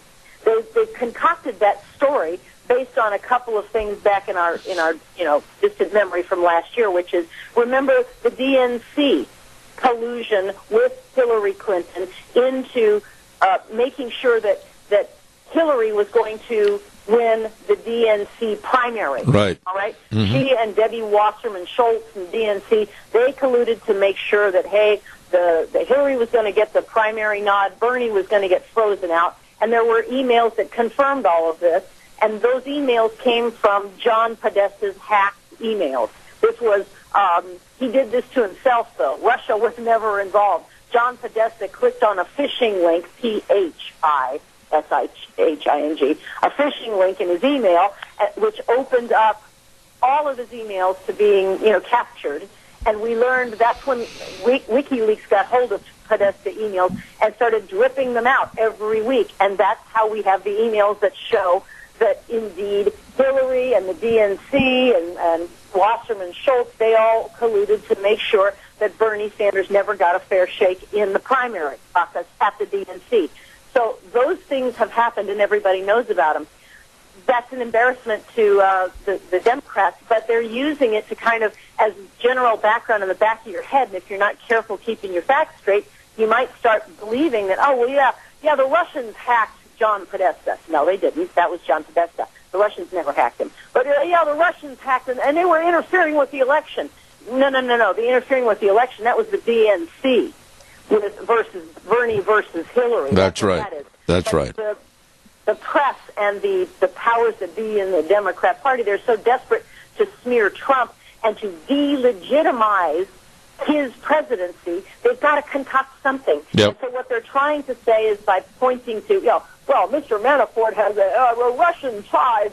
Well, we have to surveil the Russians. There might have been a connection. They keep kind of creating a connection, and that's what they rolled out right after the election. They started intimating that somehow Russia had hacked the election and delivered the victory to Donald Trump. Right. Never mind that President Obama himself came out the day before the election, or maybe 2 days before, and he said he actually accused Trump of being a whiny crybaby and saying, well, if he's suggesting that the elections could be rigged, he's really crying before he's not really a man, and he's not playing the game.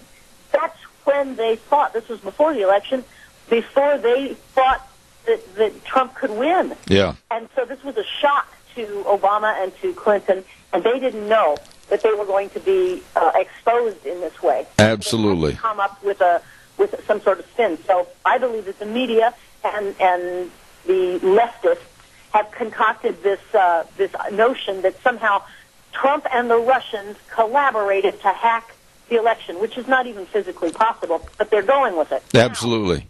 Now, as we've seen with Heat Street, the New York Times, Guardian, McClatchy, they all got on board and started explaining it. This is a direct report from the New York Times. This is on January 20th. Quote, intelligence reports based on some of the wiretapped communications have been provided to the White House, unquote. Now, that's a day before the inauguration. A day before the inauguration, intelligence reports based on some of the wiretapped communications have been provided to the White House. Right. Well, there you go. We have evidence, according to the New York Times, in January, the day before Trump is sworn in, that there are wiretapped communications being provided to the White House. And at the White House at that time was who? Obama. That's where this evidence is. The evidence that John McCain is complaining about, and now the media is saying, well, you should really come up with the evidence, Mr. Trump. The evidence was laid out by Mark Levin, by Joel Pollack at Breitbart, and by and they cite these 6 different media sources that refer to wiretapped communications, that refer to surveillance, and all of these different ways of monitoring Trump. And yet, when you point to these newspapers, now that the newspapers have been called on the carpet, and everyone's saying, look, well, okay, wiretap data used in inquiry of Trump aides, New York Times, show it. Now they're all getting nervous. And this is why Trump's tweet was absolutely brilliant. Okay. Because if the New York Times, Heat Street, Guardian, McClatchy, if these major news media sources have lied, then the left is betrayed. Their cover is blown as completely hack partisan newspaper rags who've spun these stories to imply that somehow Trump is connected with Russian bad guys. All right, if the media lied, then they've really betrayed. Okay, but if they're not lying, if they got their intel from the deep state, from the Obama administration, from the White House, from the leakers in the past administration, you see, then it becomes Watergate gone nuclear. This would be proof if indeed the Obama administration, the DOJ and the FBI together went to a FISA court to request a warrant to surveil Trump towers or Trump associates in connection with, Russian interests. If they are surveilling Trump and / Trump towers, Trump world, that would be our government surveilling an opponent during the presidential election. That would be a scandal that is unparalleled. Absolutely. It would be abuse of power. Susan, I got to jump in here. Susan, because I'm almost out of time, and I can see that I wanted to get into you about some other subjects that are very pertinent and pertain to this, but I'm flat out of time, and I got a weather forecast to get in before the news, but please come back in the near future, and we'll talk more about this. Would you please? Yes, sir. Thank you so much, Deb. I appreciate it. Susan Swift, and absolutely author, lawyer. I just love having her on the program. Thank you so much. And right now, I've got to jump right over to the weather forecast. We're running a little bit late. Phillips, Oaks, Goodwin, Crane, and Company absolutely sponsor our weather for this hour. Tax return preparation, tax planning, bookkeeping services, retirement planning. They are the best, with 2 locations to serve you in Burley and Rupert. Don't forget the very best professionals working for you. Phillips, Oaks, Goodwin, Crane, and Company. And here's Gina with the weather. Well, looks like spring maybe has sprung as temperatures are rising quickly. That means we are still in that flood watch. It is going to be in effect through this afternoon. Here's what we're looking at for today. Looks like partly cloudy skies, high of 64 tonight. It's going to be nice. Looks like partly cloudy skies, low of 38. For tomorrow, mostly sunny skies, high of 69, looking at an overnight low of 39. Then for Wednesday, might want to grab out the shorts. Looks like partly to mostly sunny skies, high of 70. That is your weather forecast for Zeb at the Ranch. I love it. Thank you, Gina. And the weather brought to you by Phillips, Oaks, Goodwin, Crane, and Company. These are really great folks that can help you. It's tax time. I know those are bad words right now, but these people are the best. Phillips, Oaks, Goodwin, Crane, and Company. Like I said, tax planning, tax return preparation, 1710 Overland Avenue in Burley or 625th Street in Rupert. Work with the professionals that can help you. Phillips, Oaks, Goodwin, Crane, and Company. By the way, too, I want to remind you that Ag Express is looking for drivers. That's right, they're looking for drivers. Call Dale and Paul at 438-8886, Allen in Twin Falls at 731-2495, or Russ in Burley at 431-7175. Full and part-time positions available, and they say, hey, come on, retired folks, you're welcome, too. They'll work around your schedule 2 or 3 days a week, whatever works best for you. New and maintained equipment, you're home every night. They've got vacation schedules, benefit packages. You'd better call today. Ag Express Incorporated, looking for drivers. Woo! Right now, we're going to take a little break and go to the news from CBS and come back next hour. I'm really looking forward to John Zamirik on our program at 10:06. And then at 10:30 this morning, the great doctor from Atlanta, Georgia, Dr. Elena George, is going to be on. She really was on many times discussing and tearing apart Obamacare. Now we're going to see what she thinks about the Republicans and the American Health Care Act. All of that coming up this next hour on Zeb at the Ranch. Don't go away.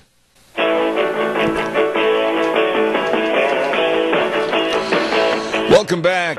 Hour number 3, Zeb at the Ranch, and thank you very much for tuning in. Of course, Zeb at the Ranch brought to you by our major sponsor, your Magic Valley Les Schwab Tire Centers, all 7 locations, serving you. Big spring tire sale going on right now.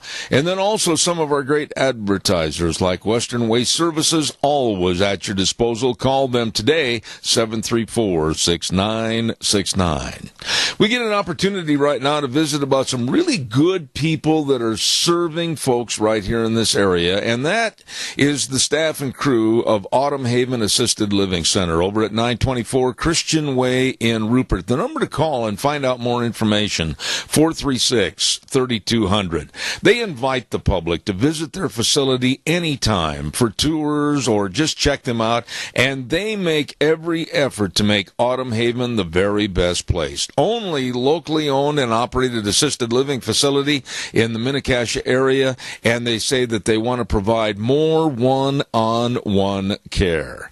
They may be small compared to some, but with a bigger heart than most. Autumn Haven Assisted Living Center in Rupert, 436-3200. Also, I want to acknowledge the fact real quick, I mentioned this last hour, but Ag Express Incorporated is looking for drivers. You better believe it. You're home every night, and there's great benefit packages, vacation schedules, and retired folks are welcome to put in their applications too. Hey, you better check it out. Call Dale and Paul at 438-8886, Alan in Twin Falls at 731-2495, or Russ in Burley at 431-7175. They are looking for drivers. Great company to work for. Ag Express Incorporated. You call them today.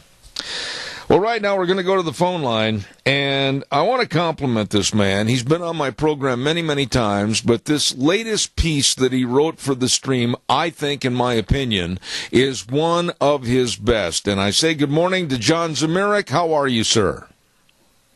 Good morning. I'm fine, thank you. Which piece are you talking about? I'm talking. Well, they're all good, John, but this one, with colleges turning into indoctrination camps, absolutely, I thought was your best. Oh, thank you. You know, and John, it's very worrisome. Colleges are giving up even the pretense of free speech and free exchange of ideas. Those of you who've been out of college for a while and maybe don't follow it closely, don't have kids in school that they talk to or don't track it, I edited a conservative/Christian guide to American education for 10 years. And I'm very familiar with the current situation. They are now saying on campus, they're saying that people from Western culture, especially Christians or people of European descent, white people, Jews, that we have been historically privileged for so long, and we have had so much power in the past, that we don't have the right to free speech now, that we don't even get to speak up. We're not allowed to take part in the debate.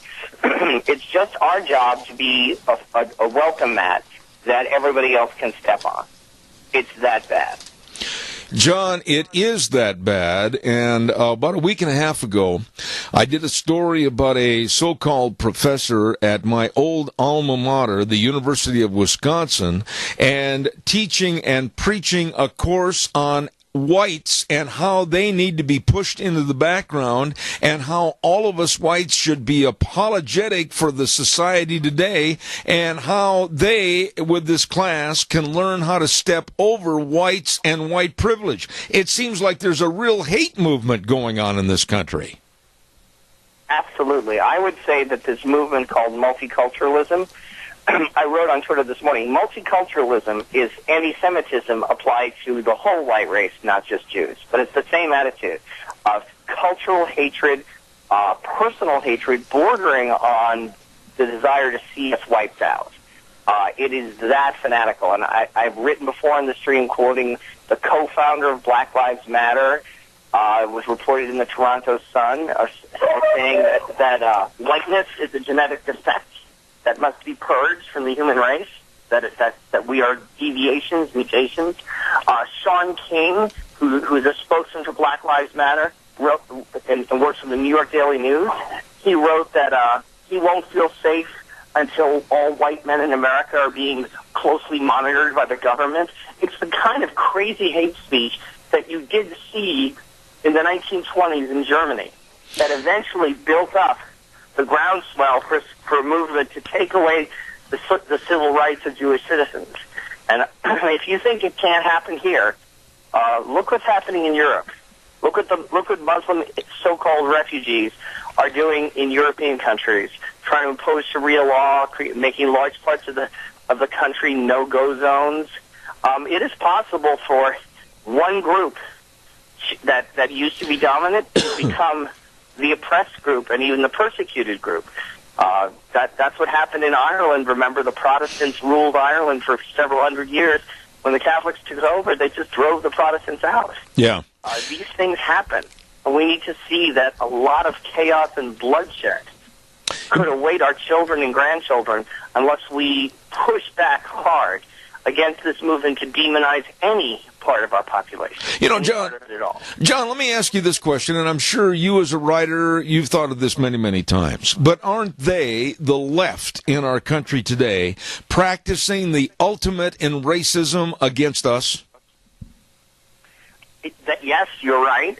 And what they say in response is that that's not possible. They say it's not possible for white people to be the victims of racism, by definition, because we supposedly have so much power in society that we can't be victims. They redefine racism according to a Marxist definition. Racism for them is not you hating someone or despising someone because of their race. No. That's too traditional. That's too religious a definition. That goes back to like Christian ethics. No. Racism is just a manifestation of cultural privilege in action, whatever that means. Yeah. So for white girls to wear hoop earrings now is an example of racism. But for black teenagers to beat up a white cop is not racism. So the definition, the perversion of moral logic, of reasoning that is entailed in the multiculturalist movement, it's just staggering. It's straight out of the playbook of Saul Alinsky, the leftist radical who trained Barack Obama and Hillary Clinton, and sadly too many people in our churches who the Catholic Church has this whole wing of it called the Catholic Campaign for Human Development that was designed by Saul Alinsky personally with his allies inside the church. And a lot of people don't know that it was Cardinal Bernardine of Chicago, the leftist Archbishop of Chicago in the 70s, who paid for Obama to go to his first Saul Alinsky training session. Absolutely. John, we have a caller with a question, and then I want to come back and ask more questions. Caller, quickly, go ahead, please. Not really a question, just a comment. This is not new. This is history repeating itself. World War I, we cornered and watched all the Germans, and all the white people were put under direction, and then the FBI was formed after that secret organization that was running then. And then the internment camps of World War II. This is not new. It's just backfiring on more of us Caucasian folks than we'd like, I think. I think that's a good statement. I'll have John respond. Go ahead, sir. God bless you, Zeb. Keep this show going.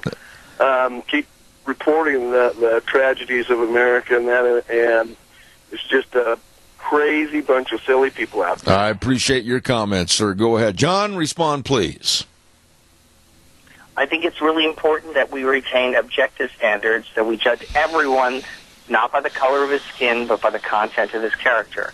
Look back, Martin Luther King, the reason he went from being perceived as a radical to being a mainstream figure and then a national hero is because he spoke the traditional language of the American Constitution and Christian morality. Absolutely. He spoke about natural law, how an unjust law is no law at all.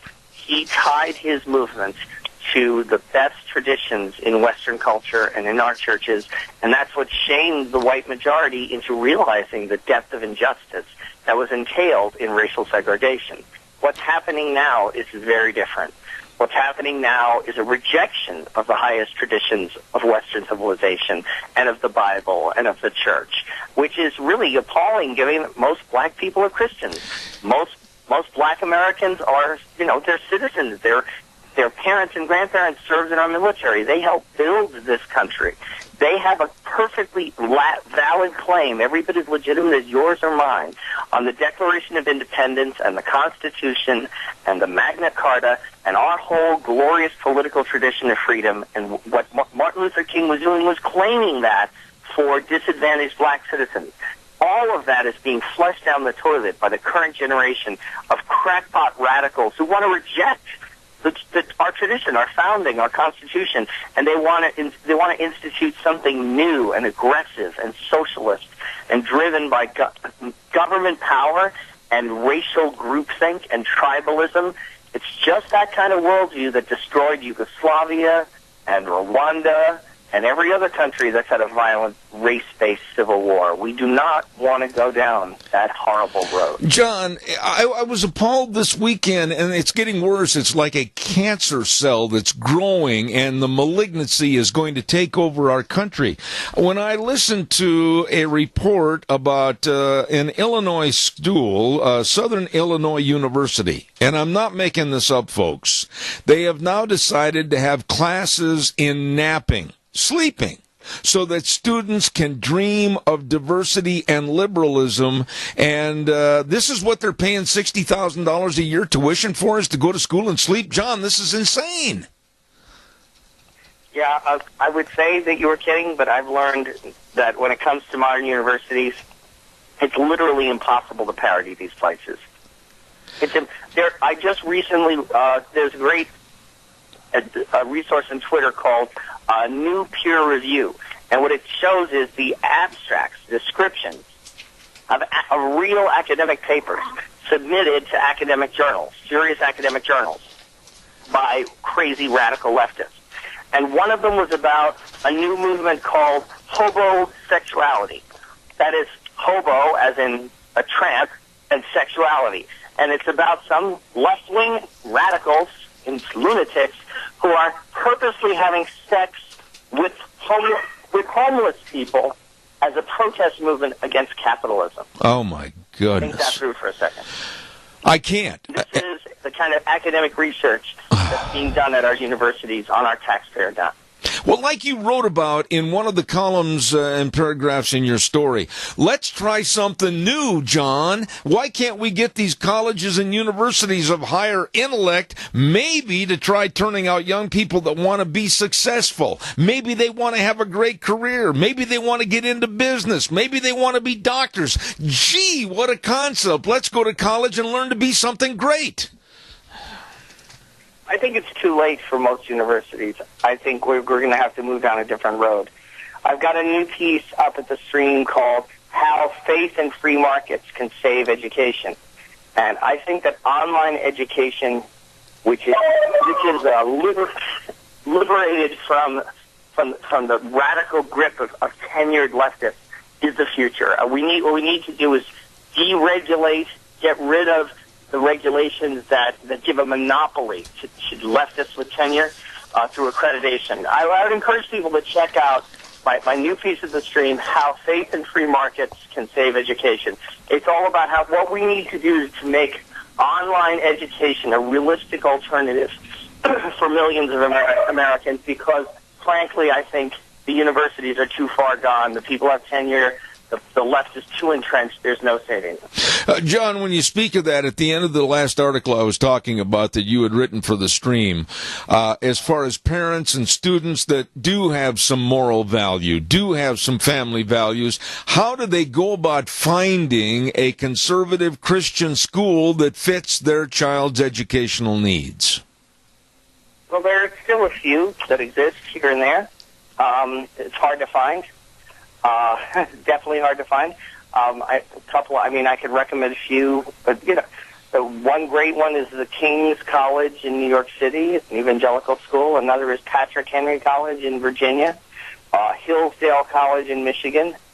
Wyoming Catholic College is a good place for Catholics who want to study liberal arts and do horseback riding in the mountains of Wyoming. These schools are few and far between. If added up, they could maybe serve 10,000 students a year. We need to think on a much bigger scale than that. Most parents, I would say, send your kid to your local state university on in-state tuition and have him live at home, and try to minimize his exposure to the rest of the college as much as possible. Get him to get a part-time job, stay busy, try to finish in 3 years. Just get that degree as quickly as possible with good grades, preferably in something practical, business, math, science oriented.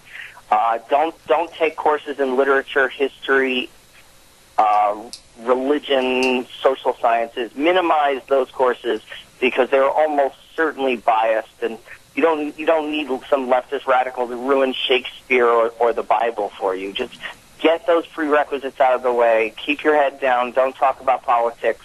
Pretend you're in North Korea and you're trying to stay out of a prison camp, and then get it over with and start your life. Yeah, but is there any way, and I don't mean to pursue this, but I want to have some finality on this for an answer. Is there any way today that we can get back to, gee, let's start to be productive. Gee, I want to be a great lawyer. Gee, I want to be a great journalist. Is there any way we can start looking at college for what it should be, hopefully successful people trying to do something worthwhile with their lives? No. There's no way the current college and university system can be reformed. We need to just cut off its funding and watch it collapse, and then build something new from the ruins. That's not very optimistic, is it, John? No, I'm very optimistic about what we're going to build instead. But sometimes a building is just unsound, and you have to clear it away, demolish it, and build something new instead. And that's what we need to do. We have another caller with a question, and I'm almost out of time. Caller, go ahead, please. You're on the air. Well, I think, I know it's a very serious situation with this, the education of our young people in college, university. And I also know that there are students across this nation that are moral, ethical, and have a work ethic, and know that there's opportunity because there's so many dysfunctional students who literally aren't capable of anything but maybe going to school and borrowing the money to do so and whatever else it is they do. But when it gets out into the real world, there's still a hope. There's no chance for them, but there is opportunity for good, hard-working students. I'll hang up. John, respond to the caller if you would, please. I think good, hard-working people are always going to have a future. I think a lot of them should consider not going to college and learning a trade. Doing some of those dirty jobs like plumbing and learning to be an electrician or repairman. There's a show called Dirty Jobs. It was Mike Rouse talking about those are the jobs that pay well and that are needed. My nephew didn't go to college. He's an electrician. I went to Yale and have a Ph.D. He's 30 years younger than me. He's earning more money than I do. So it's not even practical for everyone to go to college. The average class of 2017 graduate will owe $37,000 in student loans. How are those people ever going to get married? How are they ever going to own a home, raise children? Yeah. I just think we need to see that college education for many students is just an expensive and dangerous form of drug addiction, and we should just don't get hooked. Absolutely. Do something else. Go to community college and then do 2 years, finish it up in 2 years at your local state university, get it over with. Don't think of it as some life-changing experience or some wonderful opportunity to learn about the world. That's over. That's done. With the exception of a few small, good colleges, like some of the ones I named, most colleges are just left-wing indoctrination camps with lots of beer and lots of diversity training. Just get them over with. Think of college as like a colonoscopy. You just want it over with as quickly as possible. Well, your analogy was very well to the point. Thank you, John Zemurek. Always a pleasure to have you on the program. God's blessing to you, and we'll look forward to next time. Okay, thanks. Thank you very much. And you know what? I agree with him. I do. I just think colleges and universities are completely in the toilet right now as far as their study programs and really their value. Absolutely low class. Calls are welcome, 436. I got time for one more call. While I'm waiting for your call, I want to remind you on Thursdays we have, of course, Cassia County School Days, and we want to thank both of the sponsors for Cassia County School Days. First of all, Ambulatory Surgery Center at 1344 Highland Avenue, Suite E in Burley, for all your outpatient surgeries, whether it's colonoscopies or whether it's glaucoma surgery, knee surgery, whatever. Call them and find out more how they can save you money at 677-8888. and along with our friends at the Child's World. Oh, my goodness, at 1308 Overland and Burley. And they've still got that half-off sale going on. You better check it out. They've got a whole bunch of new merchandise that has come in the store. And don't forget, too, they've got all the baby strollers, the cribs, everything, and, of course, the Cherokee scrubs and shoes. All of this at a Child's World, 1308 Overland and Burley, along with an ambulatory surgery center bringing you Cassia County School Days on Thursday. Now, a reminder. We are going to be over at the Denny's Restaurant, 611 Overland and Burley on Thursday for Lunch Bunch. And I tell you what, no weather forecast, no snow, no water, no flooding, whatever's going to keep us from being there at 11:30 on Thursday. And our thanks go out to our gift certificate providers, Smith's Foods, Hanson Mortuary, and Stokes. Thank you so much for all your help. So we're going to be there at 11:30 at America's Diner on Thursday. Denny's, don't forget it, for Zeb's Lunch Bunch. Also, the Great Big Women's Seminar is coming up on April 13th, and I want to remind everybody it's the Southern Idaho Women's Expo. And it's going to be sponsored by the Mini-Cassia Chamber of Commerce, Idaho Central Credit Union, and Idaho Housing and Finance. April 13th. Man, oh man. Doors open at 9 o'clock. And by the way, if you're a vendor, a business that would like to have a booth there, you better call now, because this is a fantastic place for you to advertise and promote your business. Call them at 679-4793. That number again, 679-4793. For booth registration, you be sure and take care of that. Southern Idaho Women's Expo on April 13th at the Best Western Burley Inn. Don't forget it, okay? The number to call again, 679-4793. Now, coming up in the next segment, in just a few moments, we're going to have, I just love this lady. She is so sharp when it comes to health care. Dr. Elena George from Atlanta, Georgia. And I've had her on the program many, many times in the past, tearing apart Obamacare. We're going to see what she has to say this morning about the Republicans and their version of the American Health Care Act. So we will take calls, but after about 10 minutes of my finally getting her on the air and getting some information, and then we'll take some calls. I know you're going to have questions. And we're only going to have her on the air for about 22 minutes, so don't miss that. Dr. Elena George coming up in just a matter of moments right here on Zeb at the Ranch. But right now, we'll send it back over to Wheels. I'll be back in about 3 minutes. And now, back to Zeb at the Ranch on AM 1230 KBAR. To reach Zeb, call 436-2244 or toll free 1-866-927-4587. And now, here is Zeb Bell. Thank you very much, and I appreciate it. And right now, without further ado, I want to get right to this next guest. I have the utmost respect for her. She's been on my program many, many times in the past, talking about Obamacare and what it is, what it did, what it couldn't do. I'd like to reintroduce Dr. Elena George from Atlanta, Georgia. Good morning, doctor. How are you? I'm great. It's a pleasure to be back with you. Now, I got to say this before we go any further. I found out in our last conversation that you're formerly from New York, and in that neck of the woods, they're calling for over a foot of snow today.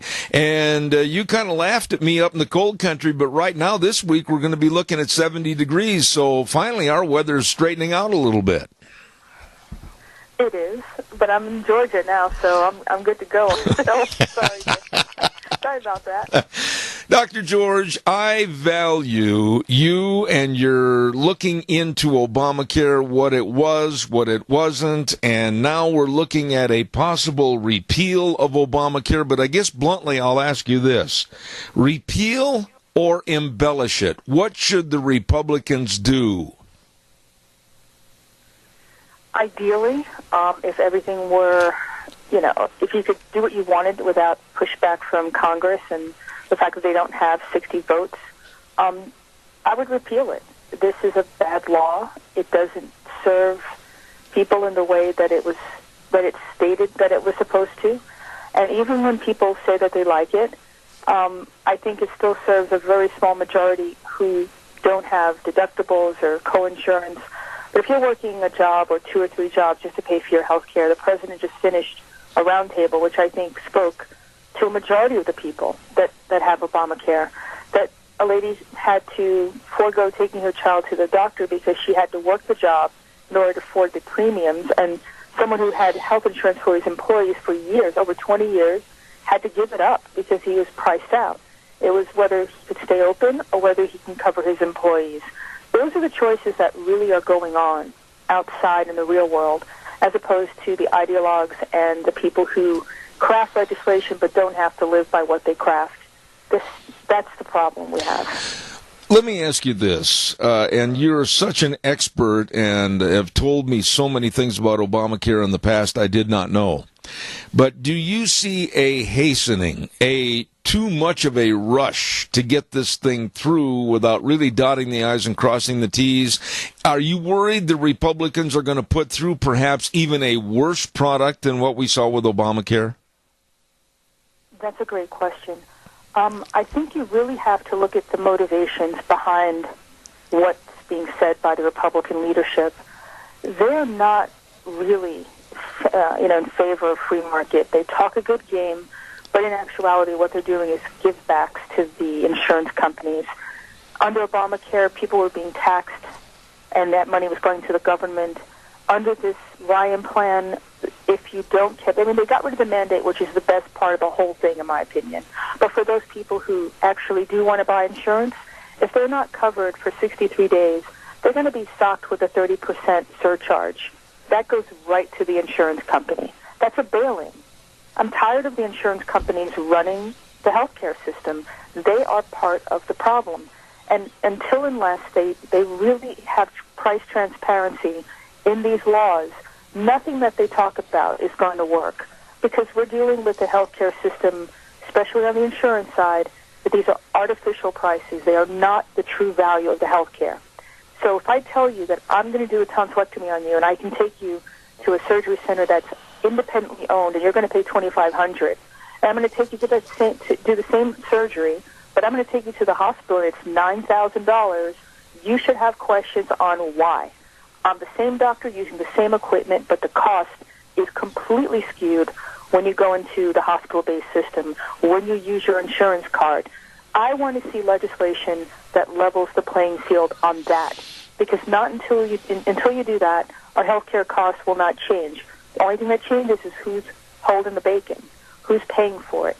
Before it was the millennials. In this new Ryan bill, it will be the seniors. They're going to pay 5 times more in premiums than a millennial. So they didn't fix it. They just moved it. People need to not fall for that okey-doke anymore, really. Call your congressperson, ask them what they're going to do about the law. Are they for it? I think Rand Paul has a very good idea, because it's about free market and it's about choice. He likes associations. So, I belong to Liberty Health Share. That's a medical cost savings, or sharing, sorry. And that's an association. It's like-minded people who pool their resources and pay for each other's health care needs. Or you can be part of a group of contractors or teachers or whatever group you want to create, and you can make your own association. And if you're big enough, you can start putting pressure on the insurance companies to give you lower premiums, less out of pocket. There's no pressure on them now. They just get to do whatever they like. But, Dr. George, I guess I'm going to go back to what I said a moment ago. My fear right now is that, and please pardon the expression, but the Republicans are either going to be damned if they do or damned if they don't. They are being pushed on the left to develop a plan that the left says they should have had ready to go. They're being pushed to hurry. I say, wait a minute, stop everything. Let's bring down the curtain. Let's make sure everything's right, that it is a patient's cared for bill that's going to serve people, whether they're 85 or whether they're 25, and take our time to get it done right. What is the big rush? Well, you actually have to make a move, because you and I aren't in Congress, but all they care about is the next midterm election. So they're going to have to do something, otherwise they're going to get nailed for you didn't do anything, and it's going to implode. It's imminent, and they're going to be left holding the bag. But I'm talking about patient care now. I don't care about what they do in D.C. They're irrelevant to me. What we need them to do, and what we need to do ourselves, is look at consumer-based healthcare choices. It's cheaper, and I've said it 1,000 times in your show, cheaper to access healthcare using your own money than it is to use your insurance card. Now there's a completely freestanding, parallel consumer-based system that lives and breathes and thrives alongside the insurance model. You can go to direct primary care practices where you pay a lump sum flat fee every month, $60, 124 family, and it covers everything that goes on in that doctor's office. EKGs, labs, prescriptions. That's a fraction of what you're going to pay with a $6,500 policy that you can't use, for example. You can go to medical cost sharing. You can go online to websites that have doctors all across the country that list their prices, and you know what the cost is before you walk in that doctor's office. So you do have choices, whether you have a high deductible now, whether you're not covered. You don't have to wait for them to help you. You can help yourself. That's number one. Number two, if we now take our power back, like I did as a doctor, like my patients do, when you stop paying these premiums and you stop, buying into the system, and they start seeing a parallel system they have to really compete against, their prices drop. So we actually have more power than we know as doctors and patients. Insurance doesn't equal quality health care. It doesn't equal access to health care. That's the problem. So until they make it, transparent, until they allow people to find their own way instead of telling people what they need, I think they should, re-up the catastrophic plans. Healthy people like those. You're not paying a lot up front. You rarely go. You want to be covered for a big-ticket item. That makes sense. It'll make Congress do something if we just, first of all, get in their ear, and two, don't wait for them. Do your own thing.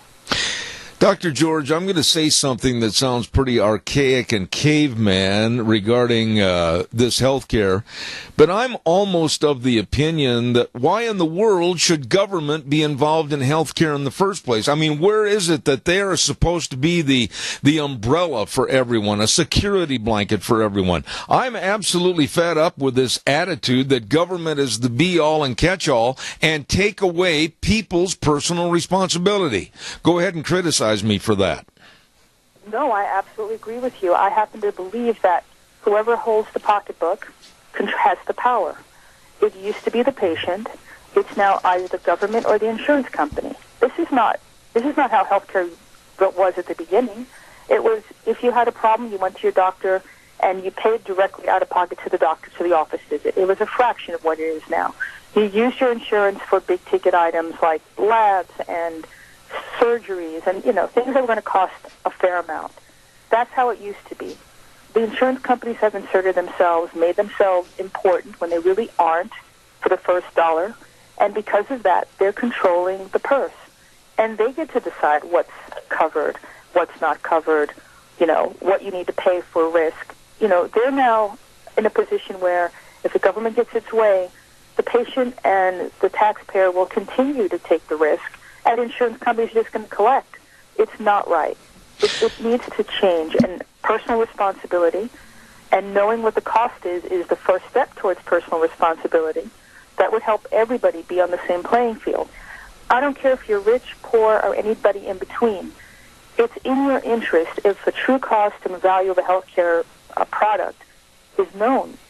Paying $250 for CT versus $2,500 will benefit Medicaid, Medicare, out of pocket, everybody. Dr. George, when Obama introduced Obamacare, they were supposedly coming out to say, well, we need to cover approximately 30 million people without insurance. Okay. Now we look at the Republicans' American Health Care Act, and the left is saying, well, if this goes through, there's going to be approximately 30 million people that are going to be without health care. So we're not getting anything. We're not gaining anything. We're at a Mexican standoff on numbers, are we not? Well, I like to put a little reality check on that. the people who carry health insurance, you need to ask them whether they can afford to use it. Right. It's awesome to have a piece of plastic in your pocket, but what happens when you have to go, when you have to get a lab, when you have to have a surgery? People self-ration every single day in our country. I see it in my office every day. They forego testing, they forego surgery, they don't get the medication that you prescribe for them, or they take it kind of, sort of, to make it stretch. That's not coverage. So I think the answer to these people, if you need to make sure that the patient's out-of-pocket is not so outrageous that they literally don't use the insurance. That's just a numbers game and a statistical trick, but it's not health care. You know, and Dr. George, I know I've got limited time this morning, and you're so well versed in all this. I guess I'm going to get into the topic right now, and I'm going to show some prejudice for my age bracket, and that's, of course, the seniors in this country. I'm really concerned about our senior citizens. I'm very concerned about Medicare. I'm very concerned about Social Security, etc. And I'm looking at our government as almost being a hemlock society against seniors. Am I wrong? No, you're not. I mean, they took $700 billion out of Medicare to set up Obamacare. And this value-based medicine that's part of an evidence-based medicine that's come online is really at the expense of senior care and people who have chronic, severe illness. That's the reality on the front line. While they make it sound like they're saving money, they're pushing people into palliative care, hospice. They're giving them, you know, substandard treatment, telemedicine instead of seeing a doctor, seeing, you know, mid-level providers instead of having time with a doctor. That's what's going on. It's a monetization of the doctor and the healthcare system in order to keep as much money as possible on the side of the government and the corporate interests that run it. One of the things I'd like to see, and I'd like to get your opinion on this, and you touched on it a little bit a moment ago, is these insurance companies. You know what? I say open the floodgates, and anybody, any company can have direct competition with other companies. Open the floodgates on interstate sales of insurance. Do you agree with me or not? No, I totally agree with you. Before Obamacare passed, there were dozens of insurance companies. There's only 5 left. And they almost wanted to go to 3, but because of antitrust, those mergers were denied. This is the way, competition is the way to keep it cheap. If they open up the states and let people find their best level, you're going to find catastrophic plans come back. You're going to find new insurance companies opening up that are patient-friendly because they want your business. This is my whole take on this, Seth. Our healthcare system and medicine, doctors, it's not a right, it's a consumer product. And if it's considered that way, then doctors, hospitals will have to vie for your business. That means they're going to make it cheaper, they're going to make it better, and they're going to make it patient-friendly. Right now, they could care less. The government's giving them money. It's a mandated product. It can suck as bad as they want it to, and you still have to buy it. Who benefits from that? What about the prescription drug industry right now, Dr. George? I mean, the absolute ridiculous and obscene markup on drugs is breaking the bank on people that can't afford it, and they're not getting the care, and quite frankly, they're dying. What are your thoughts on that? I think that's a perfect example of how you rig a system where you have the pharmaceutical companies basically in the pocket and in the ear of Congress, and when they set up Obamacare, they made the HSAs only pay for brand-name drugs. When Bush set up the Part D, you couldn't, buy out of the country and get group discounts. We are literally subsidizing every single developed country who has socialized medicine. We're paying for the discounts that they get. That has to stop. I totally agree with the administration that you have to make them compete. And that means if we need to buy out of the country, then so be it. One final thought here before I have to go because of time constraints, but I want to talk to you about the plan itself. If this plan fails and goes down in flames, I am so afraid of a open the door and make and force single payer coverage come into this country. Again, am I wrong in my fear? Well, it's going to happen anyway if it stays on the same path. So I'd rather have a shakeup and let people really see, instead of it unfolding slowly like it's done in the last, 8 years, let it happen quickly so people can be up in arms and say, we don't want this. It's like a poison pill. Now for example, the states are getting help to pay Medicaid expansion. That goes away in 2025 or 2030, and the whole money for expansion falls on the state. That's going to be a disaster when that happens, right? So let's wake people up now before it's too late. This is still salvageable at this point, and the free market is the antidote to it, in my opinion, and I think most doctors would agree with that. Not the ones who are on the staff and on the payroll of hospitals, but doctors who run their own practices. We have the answer. We're living it, and we are the affordable alternative to what's going on now. We just need to get in the ear of Congress so they can open it up. You don't have to change a lot. Get rid of the mandate.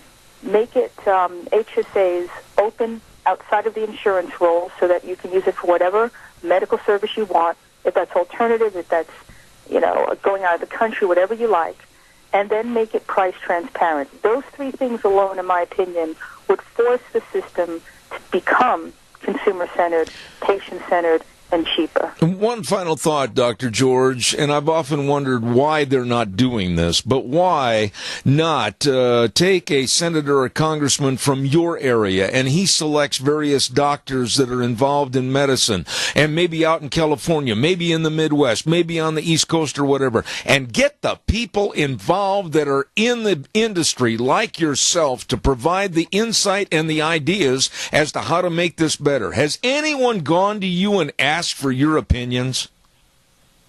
Yes, actually. Congressman Pete Sessions out of Texas. We've gone, a group of doctors have gone up there for the past 3 years, and we've actually given our opinion. And we're going up next week, and we're meeting with Dr. Price as well.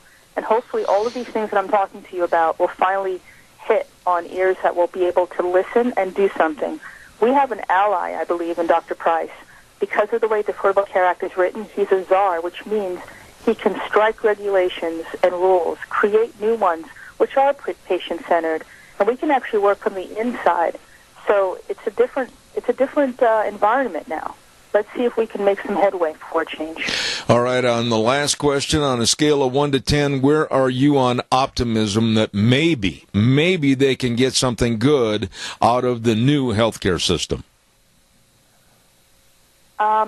Probably about a 5 right now, but it would go up if we start calling our congressperson everybody who's not happy, and not the people who are just going to whine, but people who actually have a story and will talk to these guys about it can't be anything like it is now.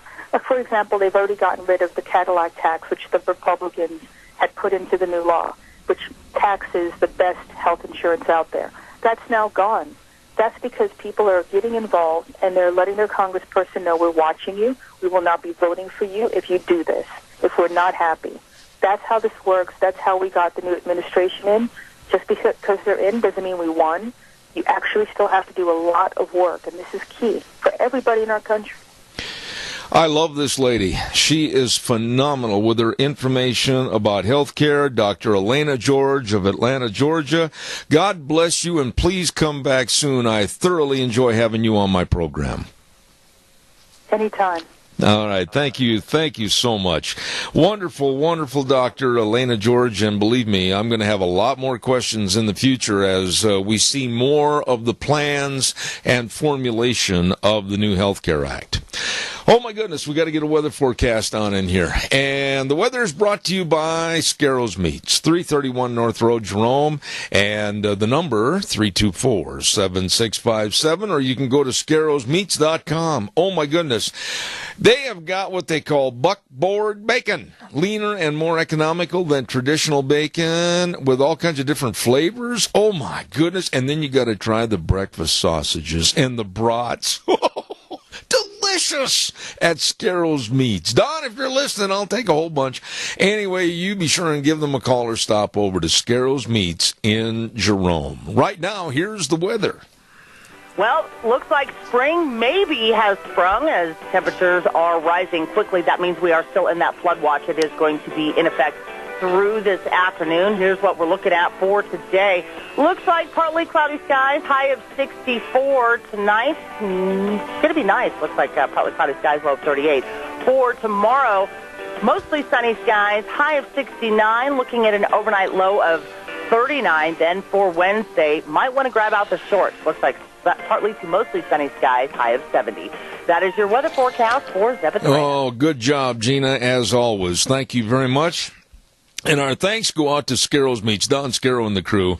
Oh, my goodness sakes. Try all those delicious meats, the bacons, the breakfast sausages, the brats. Oh, it's delicious at Scarro's Meats, 331 North Road, Jerome. The number to call, 324-7657. Changing the way we eat, one delicious bite at a time. Oh, and let's also mention to you our major sponsor for Zeb at the Ranch, and that's, of course, all 7 of the Magic Valley Les Schwab Tire Centers with a big spring tire sale going on right now. For your cars, check out the Eclipse tire. All-season traction, advanced tread design. It's on sale now. Get ready for spring driving. I am ready for spring driving, let me tell you. And, of course, all the tires for your pickups and SUVs, all your horse trailers, boat trailers, everything. You stop in and see them today. Big spring tire sale at your Magic Valley Les Schwab Tire Centers with Lane and Rupert, Dave on Blue Lakes and Twin, Mike and Buell, Mike and Jerome, the Twist family in Paul, Daniel on Poline in Twin, and Randy on Overland in Burley. Oh my goodness, they are the best, and the best in service to you. Your Magic Valley Les Schwab Tire Centers. You stop in and see them today. Wow, good program today, and it's going to be a good program tomorrow. Frosty Woldridge from Colorado will be on. Dr. History is going to be long-distance phoning in tomorrow, and we've got a couple of other great guests coming in, one from Washington, D.C., and one from California, I believe, talking about the health care, talking about the economy, talking about how the left is just absolutely going fanatical trying to upset this Trump administration. So tune in. We'll be back here again tomorrow morning at 8:06 on K-Bar, 1230 AM radio, and then streaming live all over the United States and the world, for that matter, on zebbell.com. So be sure and tune in. But we always end the program by telling you, and it's true, the way things were are the way things ought to be. God bless you and your family. We'll see you tomorrow morning at 8:06.